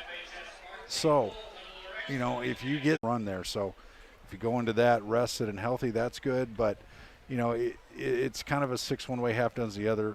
But if you ask any player, any coach, they want to play football. It's just a tough situation with that little notice, you know. And if you got the only team that you could play didn't want to play, it just makes it difficult. So again, the Bulldogs will host Hamilton County next week. They'll have that open bye week as of now. Then you really get into a grind of conference games. You're at home against Cesar. You go to Fairfield, CZR on the road, home against Edwards County for homecoming at El Dorado, and at home against Johnson City. And Chris, looking at the grand scheme of things, I think you're looking at the big three once again in the conference. You've got Carmi, you've got Fairfield, and Johnson City is going to be good again. I think Cesar, you can't really sleep on them. They have a lot coming back from last year. But again, I think it's going to be health. If the Bulldogs can stay healthy, you're talking Fairfield in week 5 and even JC in week 9. Carmi's got a chance to be right back where they were a year ago. Yeah, it's kind of deja vu in a lot of ways. But, you know, this back-to-back, you know, week 4 and week 5, you got Cesar and Fairfield back-to-back. I mean, that's a gauntlet. Fairfield, of course, at Fairfield, who will be looking for us like none other, because we got our first win against them in a probably close to 10 years. It was 10 years. Last year it was 10 years exactly. So you know that team's going to be looking for us to come in there. And by all accounts, in speaking with Coach Simon before the season, he said Fairfield will be stacked again this year. They're supposed to have a young freshman at quarterback who is nothing short of a phenom. We're talking a college prospect potentially at this age. So, and Cesar's always going to have weapons. You know, that game last year, again, not discrediting how well we played. But, you know, if you recall that game, we were up a score, and Cesar was moving the football pretty consistently. Isaac King stepped in front of a little quick out and made a pick 6 and changed that game. You know, we had made some plays at the right times that really changed the momentum in that game. But that Cesar team was loaded. And people may not know this. Late in the season, they lost to Johnson City. Supposedly, they had a lead in that game with less than 2 minutes. And Johnson City punted the ball to him, and the field was that a Cesar kid touched the ball inside Cesar's 10. Well, so it'll be coming up on the Bulldogs schedule, and you just got to take it a week at a time. You can't look too far ahead. But, you know, weeks 4 and 5 are going to be definitely a gauntlet. This is the Jordan Funeral Group halftime show. We'll step aside for a 3-minute break. When we come back, we'll have the second half for you here in Flora. It's Bulldog football on the WRUL Sports YouTube channel. Teamwork, Coming together is a beginning. Keeping together is progress, and working together is success. Carmi Lumber celebrates the student athletes competing and wishes them great success. Depend on the team at Carmi Lumber for all success with your home projects, electrical, plumbing, lumber, hardware, and more. Before you drive a nail, drive to Carmi Lumber. Visit them on North 3rd Street in Carmi or carmilumber.net. Carmi Lumber, proud supporter of area athletes. Hello, Bulldog fans. This is Kyle Hosick with Country Financial. It's been great coming back to my hometown of Carmi, supporting our Bulldogs as well as my current and future clients. Whether you're looking for auto or home insurance, insurance for your business, life insurance, or a retirement plan, I can help. I take pride in quality customer service and promise to listen to what's important to you while ensuring you have the right coverages. Stop by my office to see what sets us apart. Country Financial Representative Kyle Hosick, 603 West Main in Carmi. Summer is here, along with the scorching heat and relentless humidity. But don't sweat it. Visit Cherry Street Automotive and get an air conditioning checkup to make sure your AC is cooling properly, even on the hottest days. The pros will also check your tires and change your oil, too. Call Cherry Street Automotive in Carmi, 618-382-7165. That's 382-7165. And beat the heat. Cherry Street Automotive, your partners in auto repair. Citizens National Bank of Albion has always been in the business of making dreams come true. Are you like many in the community that have dreamed of owning your own business? Bring your ideas in and speak to one of our commercial loan professionals in Albion, Olney, Crossville, and Bridgeport. Our competitive rates and solid decision making will make it the best decision you've ever made. Let us help you get started, and we'll watch your business grow. Citizens National Bank of Albion, no better banking. Member FDIC, Equal Housing Lender. The summer sell-down is on at Expressway Ford. Save thousands on our #1 selling model, the 2023 Crew Cab F-150 4x4. Well equipped for only $47,990. Huge discount on like new demo Escapes and Bronco Sports. Low APRs available on most new Fords. Over 500 vehicles available. As summer winds down, the deals are only getting hotter at Expressway Ford. More Fords for less. Halftime here in Flora. It's the Bulldogs leading the Wolves 30-0. Cole Carter and Chris Myers with you. This is the Jordan Funeral Group halftime show as we are getting set for the third quarter of play. Still trying to find some more scores in conference play. 48 minutes ago, it was JC over CZR 8-0. That is now a 16-6 game as of 30 minutes ago, so not sure what the update is on that score, but really curious to see how some of these conference teams are faring. Okay, just got a halftime report from JC. So it's JC leading CZR 16-6 at the half. Oh, that game pretty competitive. You know, most of the scores we're getting, they're fairly competitive games. Yeah. Not seeing a lot of blowouts other than this one. And, you know, really lost my train of thought. Fairfield playing Freeburg. Talked about that. That's being one of those schools that they picked up from Sparta's schedule. A lot of teams are going to get some good non-conference, and that's what I like. You know, obviously I don't like that Vienna had to cancel their season, but I do like having an open week and being able to find a non-conference opponent to get something different in your schedule. And as of right now for Carmi, they're not going to see anything. But for some of these other teams that are picking up some schools that you wouldn't normally play during a season, going to have a good test, including Fairfield tonight playing Freeburg. Yeah, and, you know, and the thing at this point, if you're, 2 weeks from having to find somebody, and if you haven't found them now, it's probably not going to happen in all honesty, because the big thing is, I know the internet changes a lot for film exchange, but you got to plan where you're going to play, what time you got to play, you got to get officiating crews. There's just so much logistics involved, and in that short amount of time, you know, gosh, it's going to be tough. To me, if they don't get something scheduled by the early part of next week, I just don't see it happening. Now, I've seen Carmi in the past, you know, finalize a game on Monday that you're going to play on Saturday. I think back about 10 years ago, they had a week one opening and played Bismarck-Henning week one in Carmi, and I'll never forget, it was that Monday they were like, okay, now it's game week. So you never know what can happen. Teams cancel, things happen, forfeits, whatever it may be, but as of right now, the Bulldogs will have a Week 3 opening. And, of course, if they don't play anybody, they will be able to pick up the forfeit from the Vienna cancellation. So you're going to get the win. And being in a close conference, that 5 wins is still going to get you in. So, right. Only way that kind of might work against you on this. All right, how much do you back off with the starters you have with low numbers? Because it's been a while. Is it 30 points running clock? Or it is 40. It's 40 in high school. Okay. Yeah, so – you can see both sides. In this weather, it's just going to happen. Both teams, kids looking a little tired. I'd see some of the Bulldogs coming, and rightfully so. You're going both ways, and still this time of night, almost 100-degree heat index weather. It's just going to happen. But, if you're going to be tired, you definitely like this thing away and just, stay healthy. So Landon Driscoll will boot this one away. It's a short kick that's going to be bobbled and then felling on by Flora. That was Vlad Lane who was able to fall on the kick. Do want to take a second and thank our broadcast booth sponsor. We're coming to you tonight from the Carmi Lumber broadcast booth. It's built by our friend. Good play by both those individuals. And, again, if the Bulldogs can put the clamps on this drive, I think they really have the chance to shut this game, put the nail in the coffin if they can score. Helm is under center. He will take the snap, and he will turn ahead off to the left side. That was, I believe, Atwood again on the carry, and got about 2 yards again up across the 35 to about the 36. It was actually number 22 there, Arnold, with the carry. It's like Gavin Payton got up from the bottom of that pile. And, again, this defensive line for the Bulldogs has just been stout dominant as can be.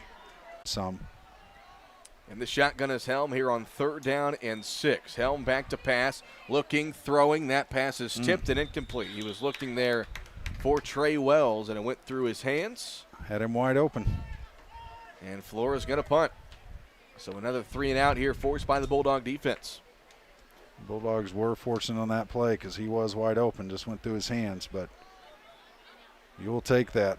And now, as I've said, this is the point in the game where the Bulldogs, you're in complete control. Get this ball back and just pound it between the tackles.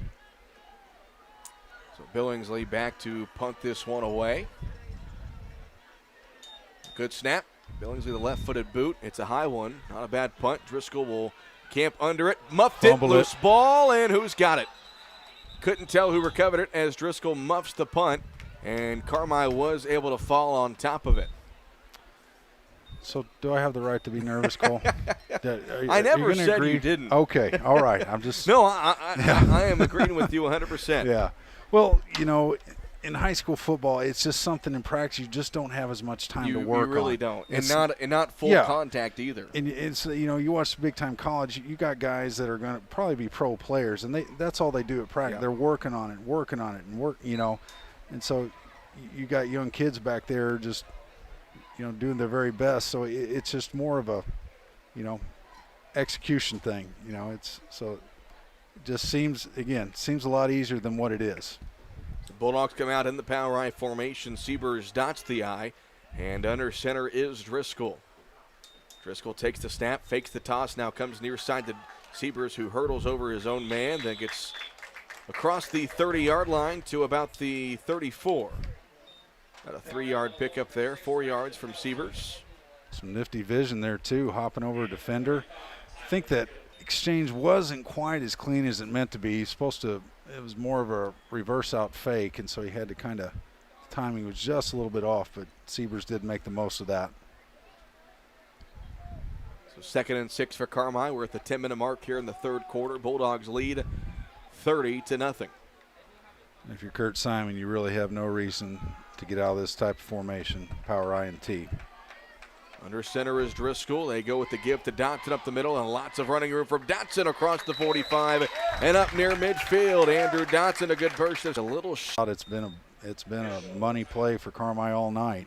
Yeah, it looks like a cramp. That's our first one tonight. I am surprised. Me too. I mean, if any of you guys went outside today at the middle part of the day, if you were in this for a long time, it didn't have to be, then we can refer you to some psychological help. But I looked at my phone. I had to just walk outside for a little bit briefly today, and the heat index was 118 degrees mid-afternoon. So, I mean, just crazy hot. So, you know, you're right, Cole. The fact that we haven't seen more kids down cramping is just, to me, a miracle. You know, hats off to, you know, the athletic directors, IHSA, for putting, you know, pushing the games back a little. But still, I mean, even at 8 o'clock, we're still talking a 98-degree heat index. So that was a Rush Appliance first down. We'll go ahead and step aside for a 30-second break as they attend to Andrew Dotson. Citizens National Bank of Albion has always been in the business of making dreams come true. Are you like many in the community that have dreamed of owning your own business? Bring your ideas in and speak to one of our commercial loan professionals in Albion, Alney, Crossville, and Bridgeport. Our competitive rates and solid decision making will make it the best decision you ever made. Let us help you get started, and we'll watch your business grow. Citizens National Bank of Albion, no better banking. Member FDIC, Equal Housing Lender. In 1925, when Farrell Hospital opened, they knew that families in El Dorado and the surrounding communities needed a hospital they could depend on, close to home. Over the years, Farrell grew to meet the needs of patients. Today, Farrell Hospital has grown to offer advanced emergency care, orthopedics, cancer, surgery, imaging, lab, and more, always keeping more care right here close to home. Farrell Hospital. You can depend on us. So the athletic trainer, Bennett Richter, and Spud Egbert out there attending to Andrew Dotson, trying to get that cramp taken care of after a long run for Dotson. As we'll try to find some more scores from around the area. It was halftime about 6 minutes ago in Fairfield, as the Mules and Freeburg are still tied at 14. And looking for some more score updates. Haven't seen anything since the halftime break. We'll be sure to look for those. That Mount Carmel score, if we're going to have updates on that. So they finally get Dotson up on his feet. Yep. He's able to walk off under his own power. Definitely a good sign. Mm-hmm. As you see, Bennett Richter, he is now in his second season as the athletic trainer here at Carmi White County High School. I would say Dotson's probably done for the night. Why not? Yeah. He's had a pretty good evening, a couple of touchdown runs, but he'll probably want to go back in, knowing the competitor that he is. But, you know, usually when you get that first cramp, it's going to possibly lead to another. Yeah. The game under control, no need to risk things. Bulldogs do go in the shotgun here, and Driscoll will take the snap. They fake the toss, handoff inside to Noah Pollard with a nice run, and Noah Pollard up across the 45, inside the 45 to about the 41, and that's going to be enough for a Rush Appliance first down. It was an excellent play design there. Landon Driscoll did a fantastic job with that toss fake, then turning and handing it to Pollard back against the grain. And again, Noah Pollard, another young man tonight who's been very impressive running the football.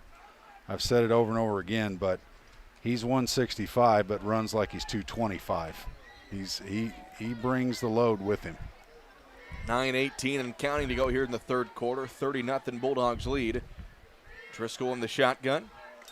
Gives it off to Siebers. Double handoff. This is Trayton Vickers running the left side. Vickers cuts to the middle, spins off one tackler. Vickers still keeping those feet turning inside the 25, and a good run for Trayton Vickers. Again, the classic double handoff counter. Excellent pulling by the backside of the line. Nelson Ryder, Austin Owen coming around there, just doing an excellent job kicking out, coming around. And Trayton Vickers, another young man, senior, another fantastic run. I tell you what, these Vickers and Siebers been chomping at the bit for about 3 years to play on offense, and they are absolutely eating it up tonight. But fantastic execution by the line. Fantastic play call on that double handoff counter. Rush Appliance first down there from Trayton Vickers. Driscoll now on the shotgun. He's going to go back to pass here as he rolls out to his left, throws downfield, and coming back and trying to make the catch is Cade Allen. He just can't quite bring it in. First time Driscoll's thrown his way.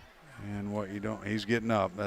He's cramping. Looks like he's got a cramp, but thing you don't like to see this late in the game is great job rolling out, but you don't want to see number 14 taking hits in this situation. You're up this big.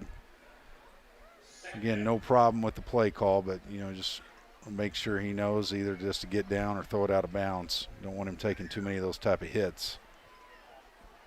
2nd and 10 for Carmi from the 22-yard line of Flora. With 8:28 to play here in the third quarter. 30-0, Bulldogs lead. They go back to the power I formation. Siebers dots the I with Vickers taking dots and spy as the fullback. Driscoll gives it off to Siebers up the gut. He tries to run left, spins off one tackler, and then is going to get drugged down at around the 15-yard line. About a 6-yard pickup. They'll bring up 3rd down.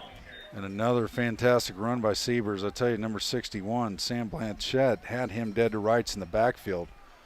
But his overall strength, he just spun out of that. What should have been a 2-yard loss, he made the most out of. And again, a guy this is his first year carrying the football, first game. Looks like he's been doing it his whole life. 3rd and 5 for the Bulldogs from the Flora 17-yard line. Driscoll is under center. He is going to give it off left side to Pollard. Pollard breaks one tackle, stays on his feet. Noah Pollard, touchdown, Carmi, White County. Wow. Strong as an ox at 165. But I'm going to tell you, Cole, that left side, Eli Bryant drove his man about 7 yards down the field before Pollard got touched. I could have ran behind that, no offense, none at all to Pollard. But I tell you what, this is another young man and everyone who's touched the ball tonight has just done a fantastic job with it. It's a great job by Noah Pollard breaking some tackles and finding the end zone. It's a First Bank touchdown, $6 more with the Carmi White County Unit 5 School District from First Bank. And so Carmi going back to that I formation here on the 2-point play. It's a give off to Pollard, and he will bounce to the outside and get in. Thought he was going to try to go up the gut. Got stuffed. Bounced it out. Man, he wears that number 1 pretty good, Chris. He does. He doesn't look too bad wearing that number.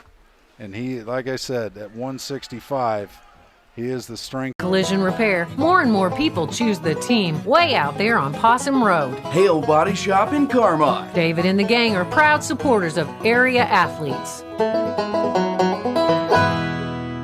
Hamilton Memorial Hospital family clinics are growing to meet the needs of our communities. We're proud to continue to expand by offering acute, urgent care services by welcoming Dr. Brian Sloan to our McLeansboro Family Clinic location. With over 20 years of emergency medicine experience, Dr. Sloan provides acute, urgent care visits for those times when you can't wait to feel better. From colds and sore throats to care after sports-related injuries and more. Hamilton Memorial Hospital Family Clinics. Here for you now, like we've always been. To schedule an appointment, call 618-643-2988.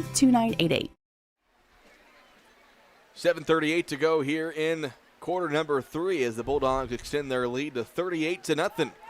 A touchdown run by Noah Pollard. As the Bulldogs will set to kick this one away. And how about Gavin Payton going to kick one off here for Carmi? I like that. Let the lineman kick. Give Driscoll a break.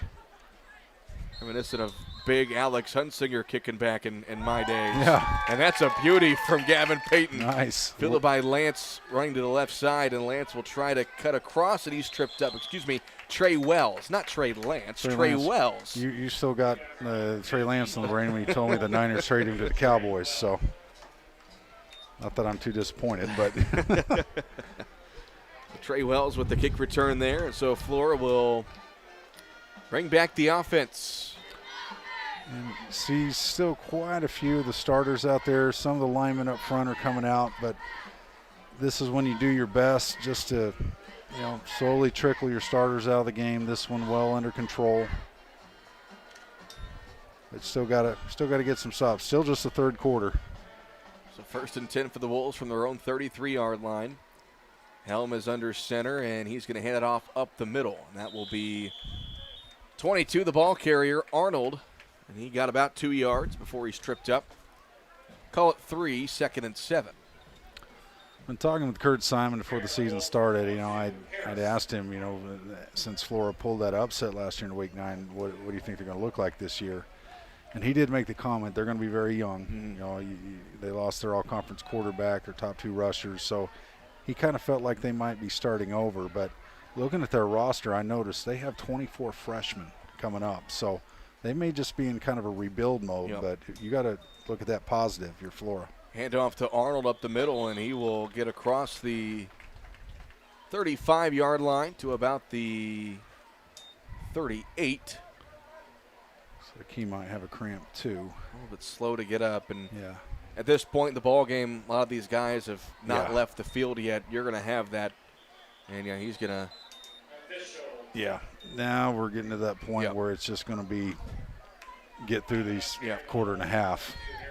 So a quick timeout with the cramp of Arnold. We'll step aside as well. Back in 1 minute.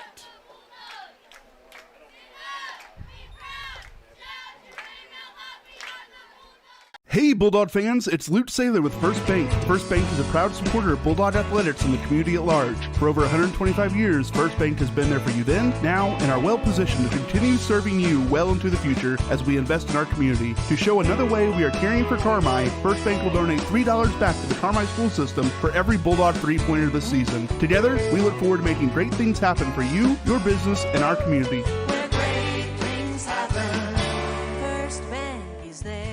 Housing lender, member FDIC.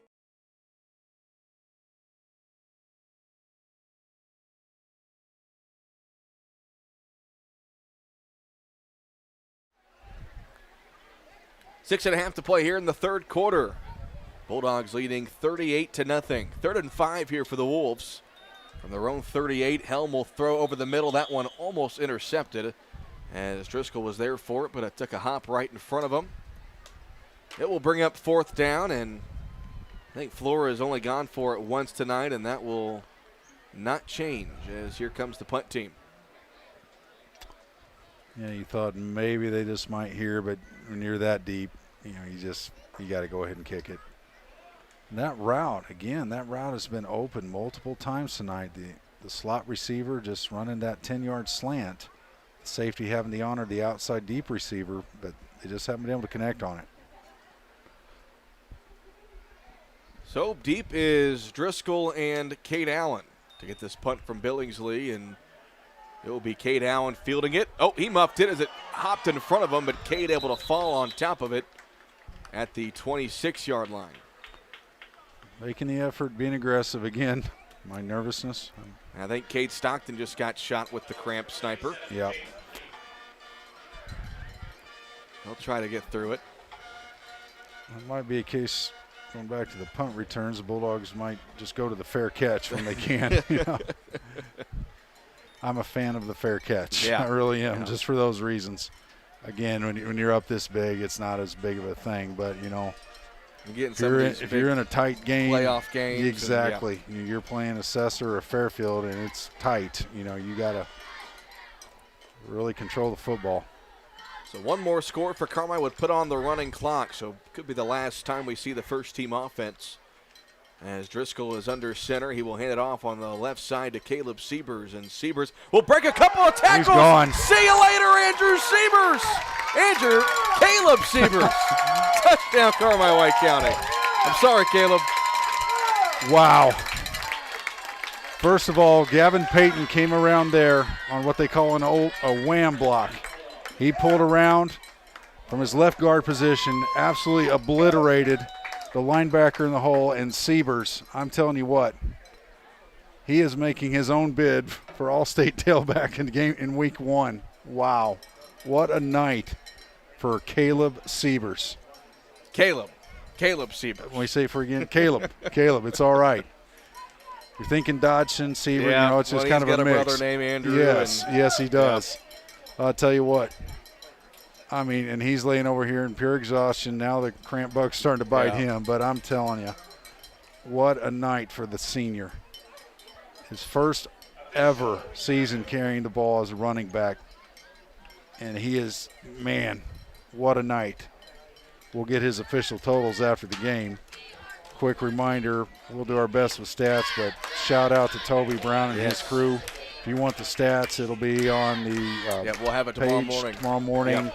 If you're on Facebook. Toby Brown usually posts those, but yeah, he is, shout out to him and his crew for what they do, keeping stats. But he has to be over 100. That run alone is going to put him over. Yeah. Right, if he's not at it. I'd say he's probably closer to 2. Yeah, I think you're right. That was, I don't know where they snapped that ball from. That was every bit of a 75 to 80-yard run. Yeah, I think we're about at the 26, 36. So a quick officials timeout there to get some hydration. And that will turn on the running clock once the next possession begins, as Carmi now extends their lead to 44-0. I think if you're Kurt Simon, you have to go to getting your young guys in there now, just simply because of like I said, the cramp monster getting everybody. And I'm with you. I'm shocked it took this long for this to start kicking in on these kids out there playing. Well, like I said, it's you throw in the fact that you're running a lot, dehydration part to it. Yes. You got all that gear on. There's just only so much you can do in this kind of weather. So Bulldogs will go for 2 here with Cale Wiggins dotting the I. And they go with the toss to Wiggins on the right side, and he cuts right the middle, and he gets in the end zone for the 2-point play. Look at that. That's another young man with some speed. So Cale Wiggins runs in the 2-point play, and with 6:04 to play in the third quarter, it's all Carmi, 46-0. We'll step aside for a 1-minute break. This is Nancy J. Winter, CPA. Life is always about change, and most businesses have to evolve to succeed. You want to be the best at what you do and do the things you like the most. We want to help you achieve that goal. We can help you design your records to evaluate what's the most profitable aspects. We can also help you evaluate what services are complementary and best offered together to your market niche customers. You know your business, but having the records to back up your business decisions can help with a business loan or just with peace of mind. Contact Nancy J. Winter, CPA, Carmi, 3822364.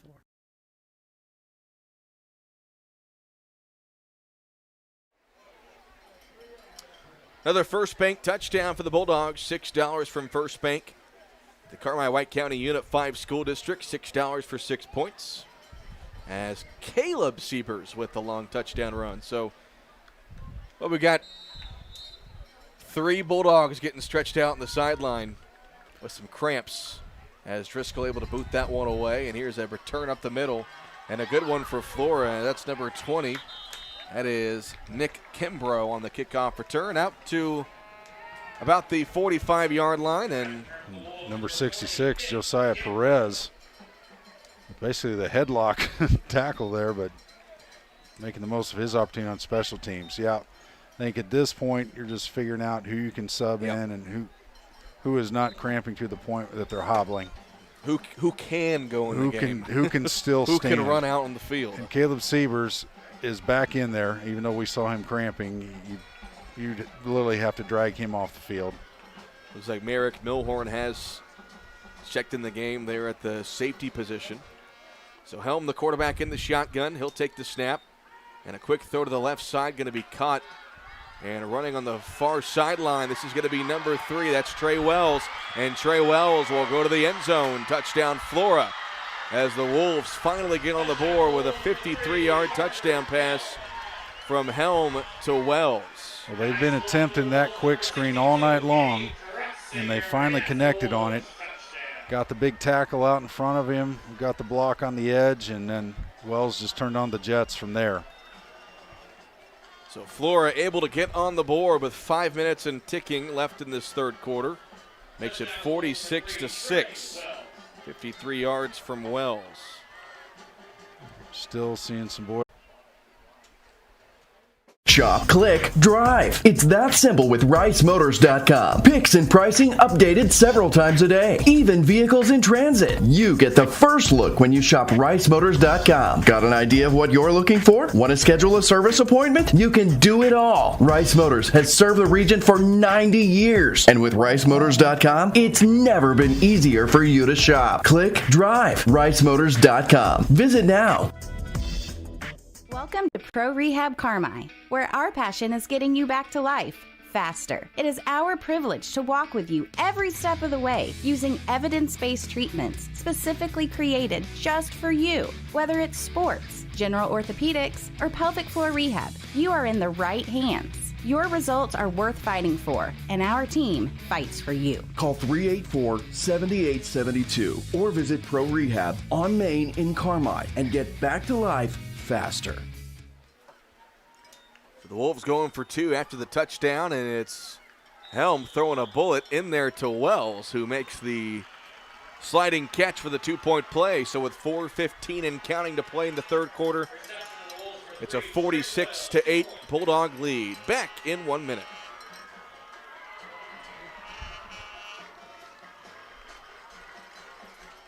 Whether you're a competitive athlete or want to enjoy a stroll around your neighborhood, orthopedic health is critical to your quality of life. The Orthopedic and Sports Medicine team at Wabash General Hospital treats injuries and disorders of the bones, joints, ligaments, tendons, muscles, and spine so you can return to moving through life with greater comfort and ease. To schedule and take a look at all of our incredible machines. Southern Illinois Trading and Supply in Carmi, Illinois.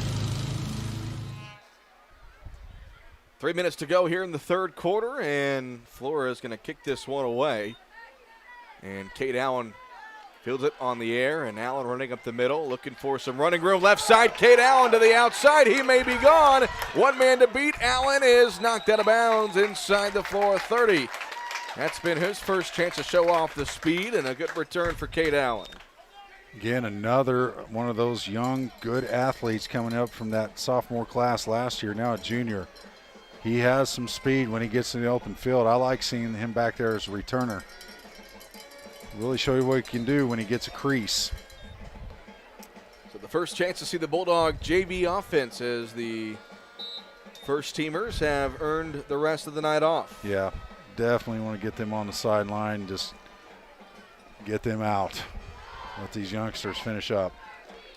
So we'll do our best to make sure everybody gets mentioned here. As a little bit of confusion in the huddle as the play clock is down to 8. Looks like Madden Anderson is the JV quarterback.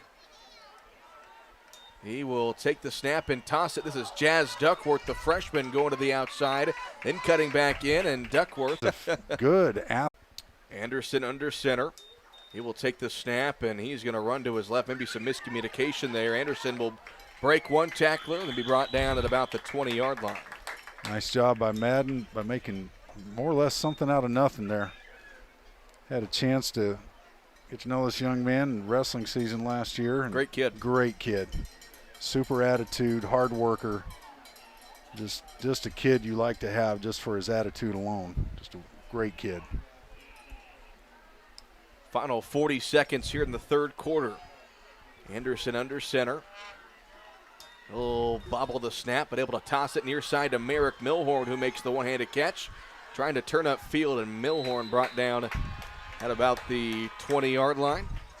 Merrick Milhorn, a sophomore. Yeah, and these youngsters do have to get some reps because they'll play some JV games. But I tell you, Milhorn and Duckworth both looking like NFL backs by one-handed in these tosses.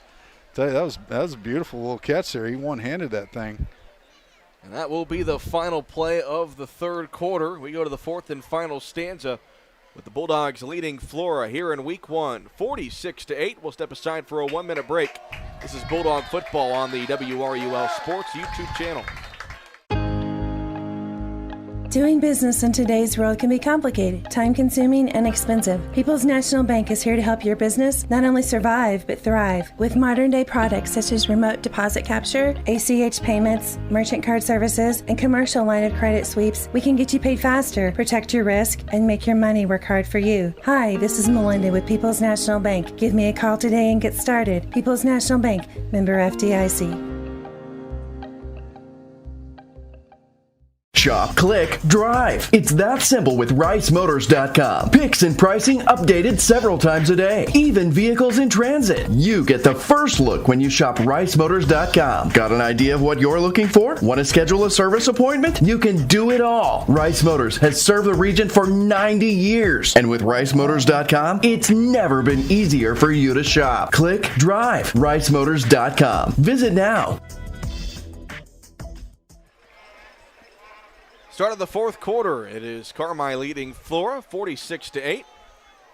Cole Carter and Chris Myers with you. J.C. Tinsley running the laptop. Kai Roberts on the camera for Those of you tonight watching on the WRUL Sports YouTube channel, we apologize for the technical issues on the radio side of things. Hoping to get those kinks worked out by next Friday. So 4th down and 2 here for Carmi from the Flora 20-yard line.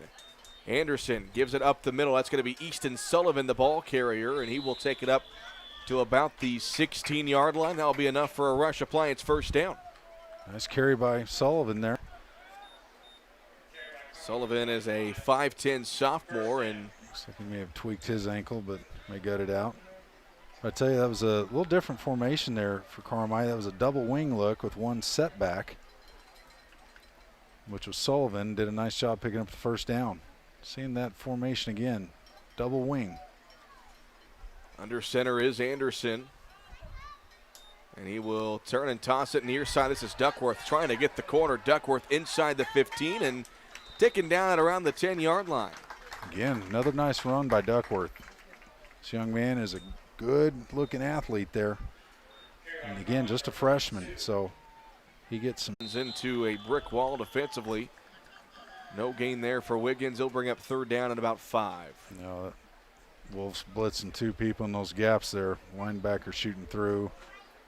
Just a good play there, but Anderson doing a little better job getting a clean snap there, so that did help that play. Again, when you're coming into a game just cold on the fly like that, the center quarterback exchange is not going to be smooth the first couple times. Probably the first time this offensive line has even played together. Oh, yeah. You know, haven't played a JV game yet, only limited practice reps.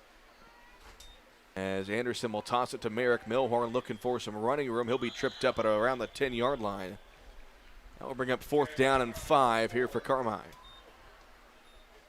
And obviously they will be going for it this deep in Wolf territory. But again, if you're a Bulldog fan or you're Coach Kurt Simon, you couldn't ask for any better of a start to the season.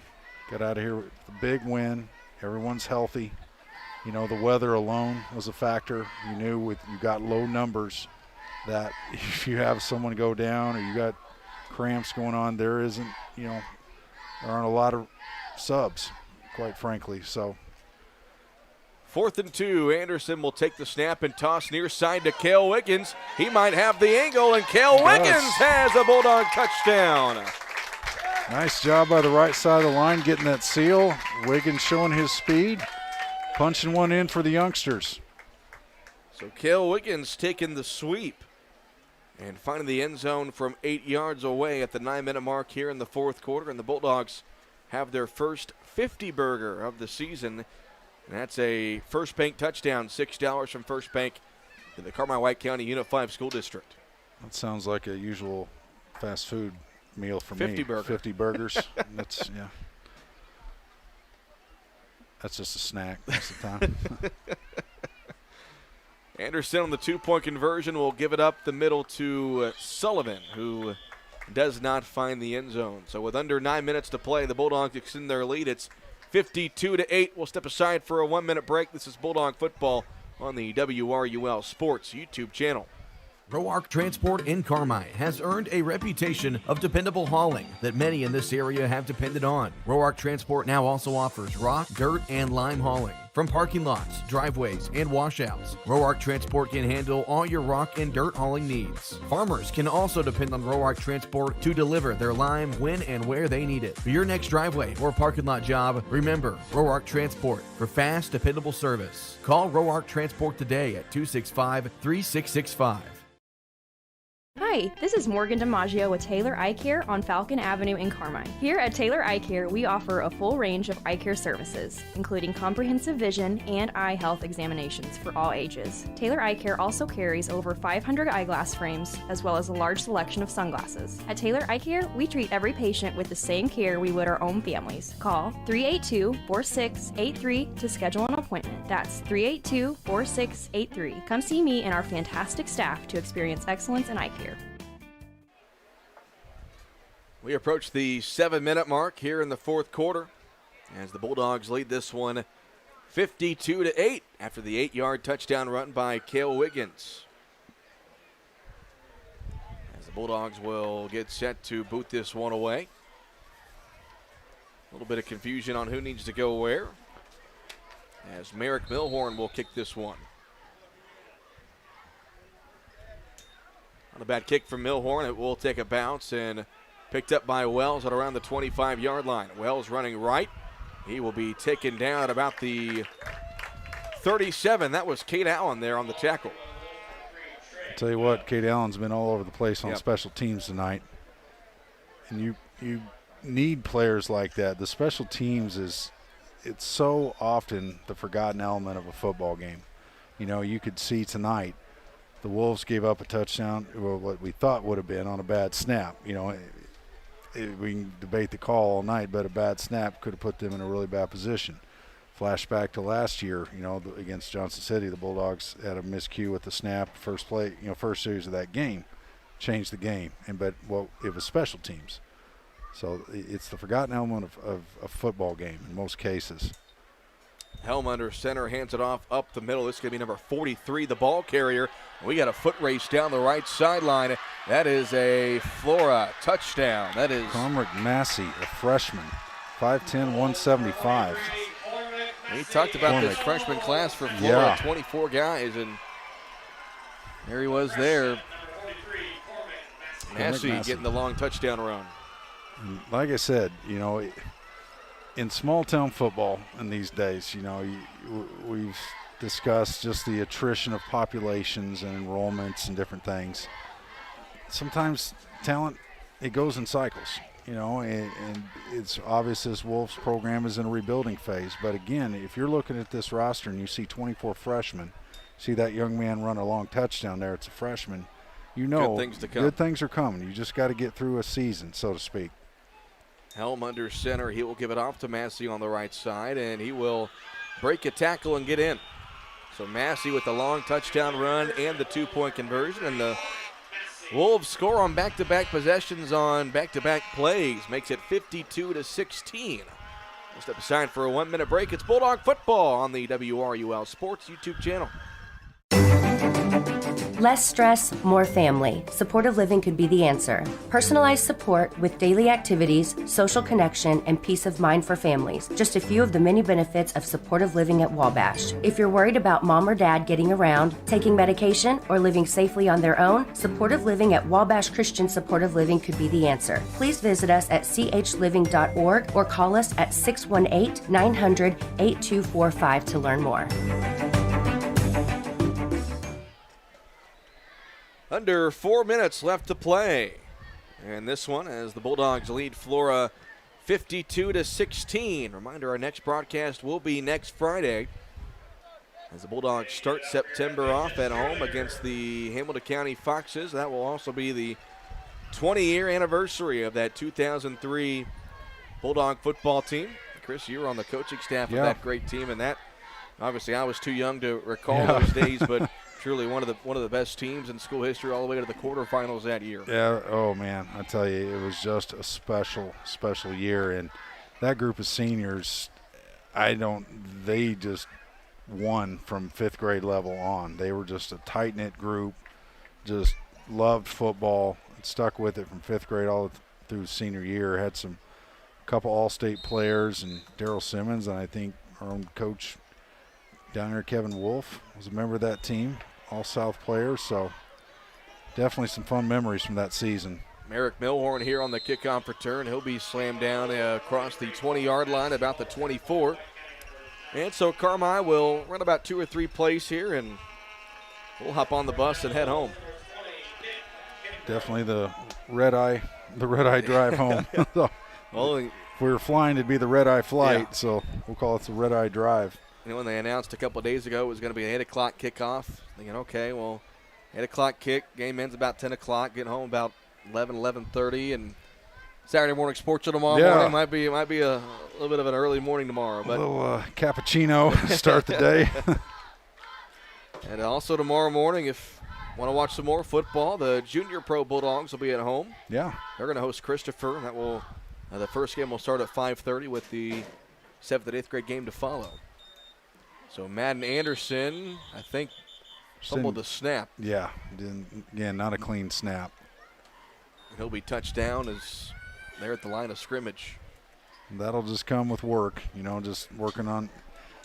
I've said this before, the little things in football are the things fans don't notice, and the center QB exchange is one of those things, just it's something you have to practice every day. It seems like, it ought to be automatic. Well, it's not always, and every day at practice, your quarterback and center should take 5 minutes or so and just do nothing but snap under center and shotgun, especially for shotgun.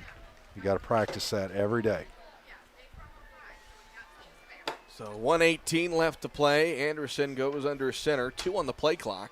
Probably taking a knee. And he will actually toss it near side to Duckworth. Looking for some blockers. Duckworth cuts back as I believe a penalty flag flies in, and Duckworth will be taken down near the line of scrimmage.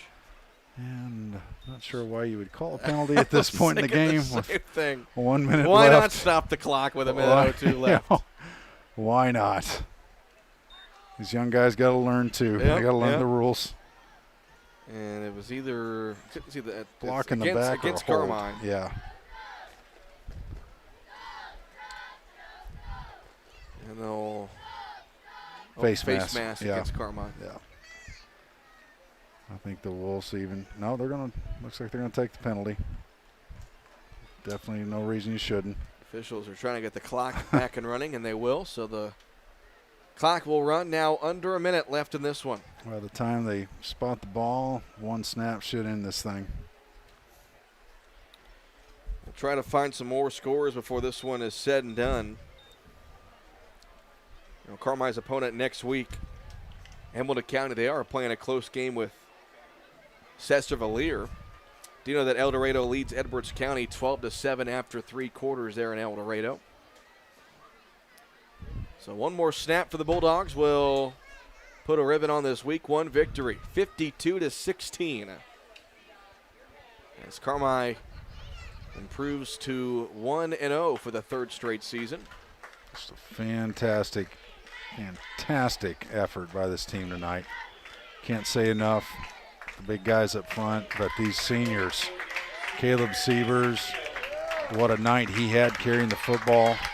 Just a fantastic all-around football game. You got to be so pleased with Coach Kurt Simon.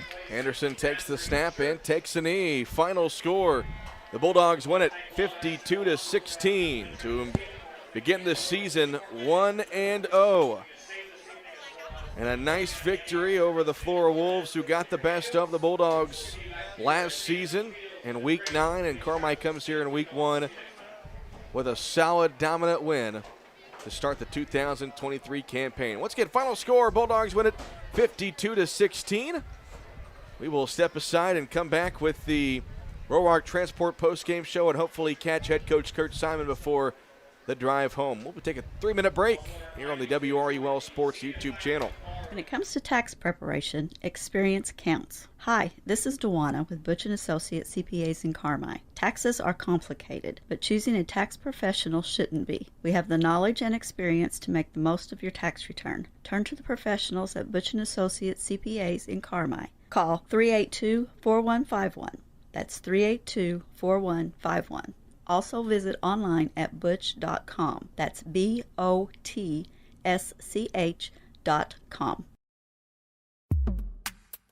Teamwork.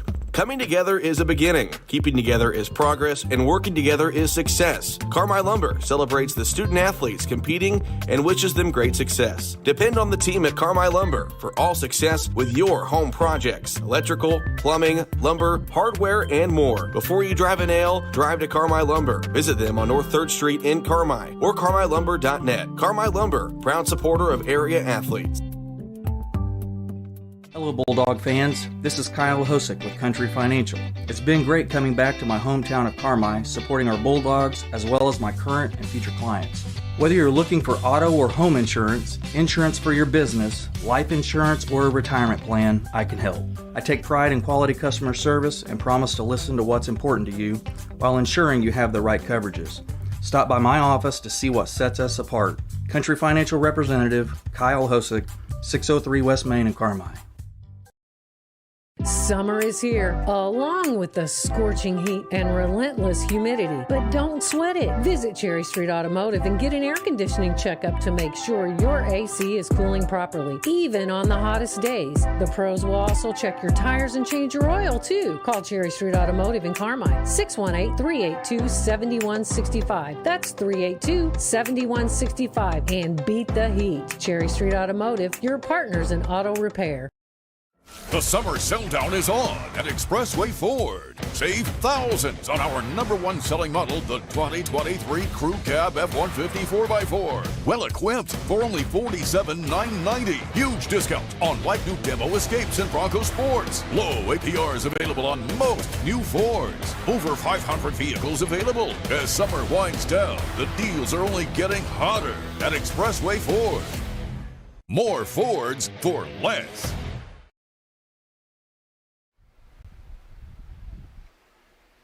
All right, time for the post-game show that is delivered by Roark Transport, hauling fuel, rock, grain, and more to help our community grow. Call 265-3665 for more. As Cole Carter and Chris Myers here, J.C. Tinsley and Kai Roberts as the Bulldogs begin the season with a 52-16 win over the Flora Wolves as we wait for head coach Kurt Simon to make his way up here. And Chris, I'm not sure if there's anything to be really upset about. There's some small things that you'll critique and find in film and work and practice this week. But as far as week one, given the circumstances with this week and the heat and the practice schedule changes, you got to be very, very pleased if you're Kurt Simon. You definitely are, because, the question marks with this team, as we've discussed many times, the obvious one, what's the backfield? How are we going to be able to run the football? You lost an all-state tailback. How does this team adjust? Well, they didn't miss a beat. Yep. And again, what was so impressive about tonight is, to me, what stands out is the performance of Caleb Siebers. His first time playing offense in varsity, been a starter on defense since he was a sophomore, as we've said. But you always, when you're replacing good players a season later, you take advantage of those opportunities. And I think it's a reflection of what we talked about with the senior class last year, how he said their hard work. Those guys are watching what an Isaac King did, what a Draxod, how they worked, their attitudes. And you see how that spills over. Caleb Siebers is a kid of that same caliber as far as work ethic, and he made the most of his opportunity tonight. Dotson with a couple good runs. So many kids. Trayton Vickers getting back there, getting carries. Another young man who hadn't played offense. The offensive line, which, as we had said earlier, is going to be the strength of this team. There's no doubt it is the strength of this team. They perform to their max capability. I think this offensive line, cohesively as a unit, I feel is as strong as anyone Carmi's had. Yep. I mean, when I say that, I mean period. Mm-hmm. If they play well, a lot of good things can happen. And we wondered, can we change our formation? We have to. And we did. We didn't have to throw the long ball quite a bit. We weren't greatly smooth on it. We had some kinks in the passing game, but still. Landon Driscoll, his first year playing quarterback, showed what he can do. A 6'4" athlete, got on the perimeter, was smart with the football, escaped the pocket one time, got a big run, almost got a first down, ran for about 14, 15 yards. So, again, another element Carmi hasn't had. He's a weapon back there as an athlete. And, you did have some miscommunications throwing the ball if you want to nitpick some things, the one that should have been picked. But those things are going to happen early in a season. Receivers and quarterbacks, things can get miscommunicated in a huddle. A receiver thinks he's supposed to run a 10 and out, and the quarterback's thinking he's running a 10-yard slant. The ball gets thrown to the wrong place. Those things happen early in the year. But overall, what Carmi did tonight sent a message that this team wants the respect that they had going into last season. I think this group of seniors feels like, hey, we can play too, and they sent a message tonight. And defensively, what can you say? Every position, someone contributed. Every member of the defensive line was in the backfield. A couple sacks from Ryder, Bryant and Peyton with a couple tackles for losses. Siebers just being the heat-seeking missile at linebackers. Great play by the secondary. There just isn't much to say, but what a night. Kurt Simon's making his way up here to the press box, and again, the Bulldogs win it tonight. 52-16 is the final. As Coach makes his way up here. The long trek.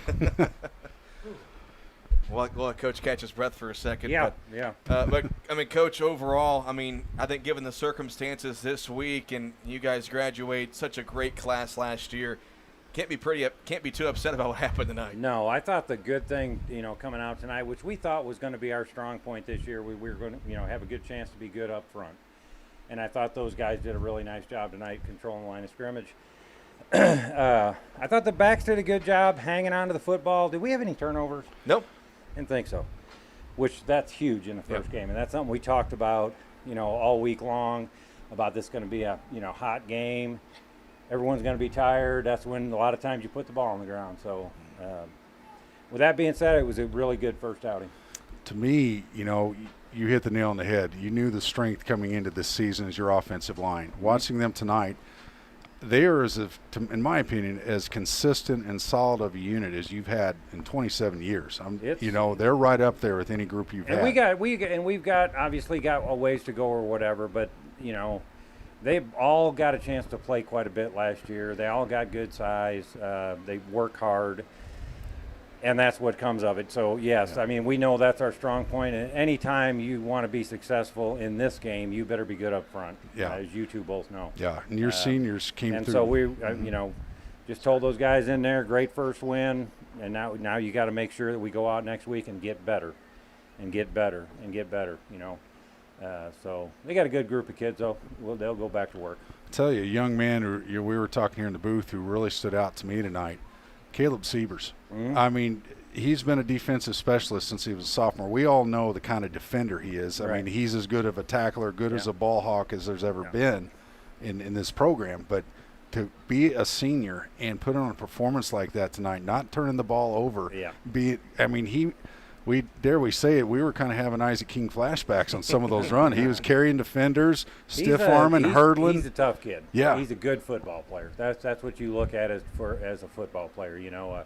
Your 180-pound kid that's a tough kid. He's a north and south kid.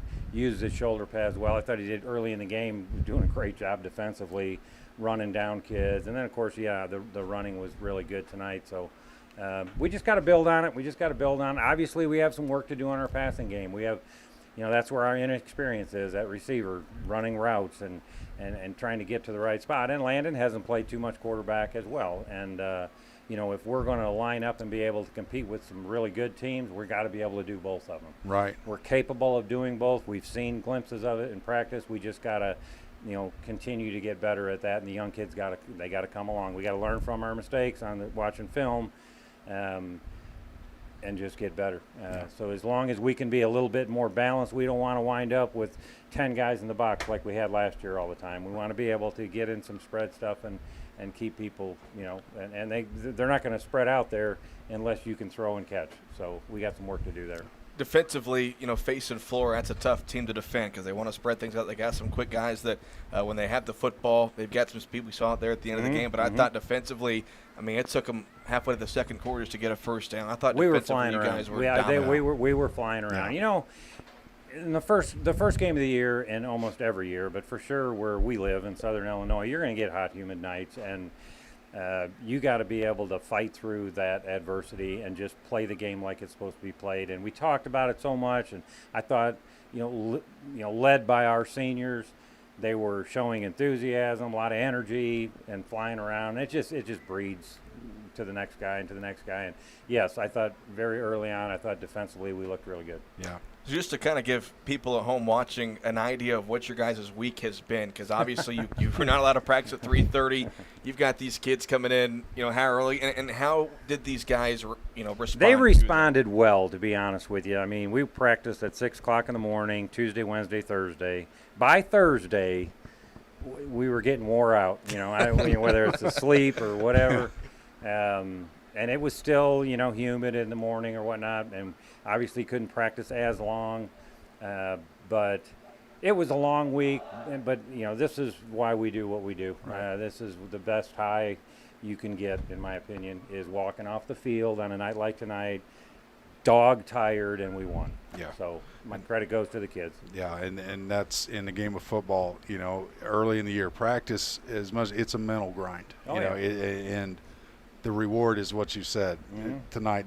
That's the reward you get for that hard work. And once the kids realize that, it's going to keep in and keep rolling. Yeah. Real quickly, one other, going back to offense, talking about Landon Driscoll, I think one element he brings, he's 6'4" and an athletic. Yeah. And there were a couple times he had pressure coming. He didn't panic. Had that throw in the end zone there, just missed on it, but he looked beautiful back there. I mean, standing in there, backer was He'll listening. be okay. Yeah, he's going to be fine. He can do some things running. He's one of those kids that you love to coach because he does everything right. Yeah. I mean, that's what I would say about Landon Driscoll right now, just watching him as an athlete from when he was a freshman all the way up till now. He always works hard. So hopefully we just again, we got to get better every week. Good first win on a difficult week or whatever, but that's maybe that bodes well for us the remainder of the year. Maybe those weeks, maybe we won't be getting up at 6 o'clock in the morning. So 6 a.m. practice all season is what you're saying. Well, the thing is, some of the guys, most of your lineman guys were like, Coach, I think that's a pretty good idea. That's, I'm like, boys, we're practicing after school at the end of College Boulevard for 2 hours. So don't think about coming in here doing the hour and 15-minute thing all year. Right. All right. Well, Coach, congrats on the win, and thanks for your time. We'll talk to you next week. Thank you very much. Great job, Coach. Thanks. That's Kurt Simon as the Bulldogs take down Flora tonight on the road to start the season, 52-16. Time for the bounce back report that comes your way thanks to the good folks at Wabash Christian Therapy on Oak Street in Carmi. Get back in the game and call Wabash Christian today. So, Chris, we go back home next week. We don't know much about Hamilton County. We do know that we were a little bit competitive with Cesar-Valier tonight. But I think the script for next week and for the next 8 weeks for Carmi, just do the same thing you did tonight. Offensive line was great. Your running backs ran the ball well. And like you said, Landon Driscoll didn't turn the ball over, and that's the biggest thing. Right. He was very smart with the football. And if you do your basics well, it is no secret Carmi's MO is always going to be run the ball first. And if they just stay consistent with that run game, they don't have to be overwhelming, but if they just stay consistent, don't make mistakes. Again, we got fortunate on a couple things. Didn't turn the ball over. A couple of those could have resulted, but they didn't. And when the breaks go your way, you take advantage of them. But if the offensive line can perform that solid all year, we hang on to the football. The confidence builder this had to be for Siebers, having his first night on offense. Kids like Noah Pollard contributing. Don't mean to forget anybody. Literally every player made a contribution. The defensive line, all the big front, the guys up front making big plays in the backfield. If you play consistent football up front on both sides, if you do that week in, week out, you're always going to be in a football game. And if you take care of the ball, be smart, the passing game will eventually open up. It's just timing. It's the first game. You're always going to improve on things. But if the Bulldogs can play consistent football on the line of scrimmage on both sides like they did tonight, they're going to be in the hunt every game this season. The First Mid Bank and Trust play of the game. When you need a partner you can bank on, count on the great folks at First Mid Bank and Trust in Carmi. Chris, play of the game. What do you got? Play of the game for me, gosh, it's hard to choose from. I'm going to say Caleb Siebers' long run there in the third quarter. I don't have the stats on how long it was. I'm going to say it's over 60 yards. But, that young man getting his reward for his first time playing the position, I thought that was just a tremendous play. But there were so many to choose from, not to downplay any others, but for me, that run by him in the third quarter was the play of the game. I would say the same, but I'm also going to say that touchdown run by Andrew Dotson to start the football game. Yeah. Now that first drive really set the tone, and Carmi got out and never looked back. But overall, a great performance by the Bulldogs tonight, a 52-16 win over Flora. Reminder, tomorrow morning at 9 a.m. is the Saturday Morning Sports Show on W93.3 W. We're up to the challenge and looked fantastic, and let's hope we can just keep carrying this in week by week. Big thanks to J.C. Tinsley running the laptop for us tonight, as well as Kai Roberts running the camera for us for those of you watching on the WRUL Sports YouTube channel. For Chris Myers, I'm Cole Carter. Have a great night, Bulldogs.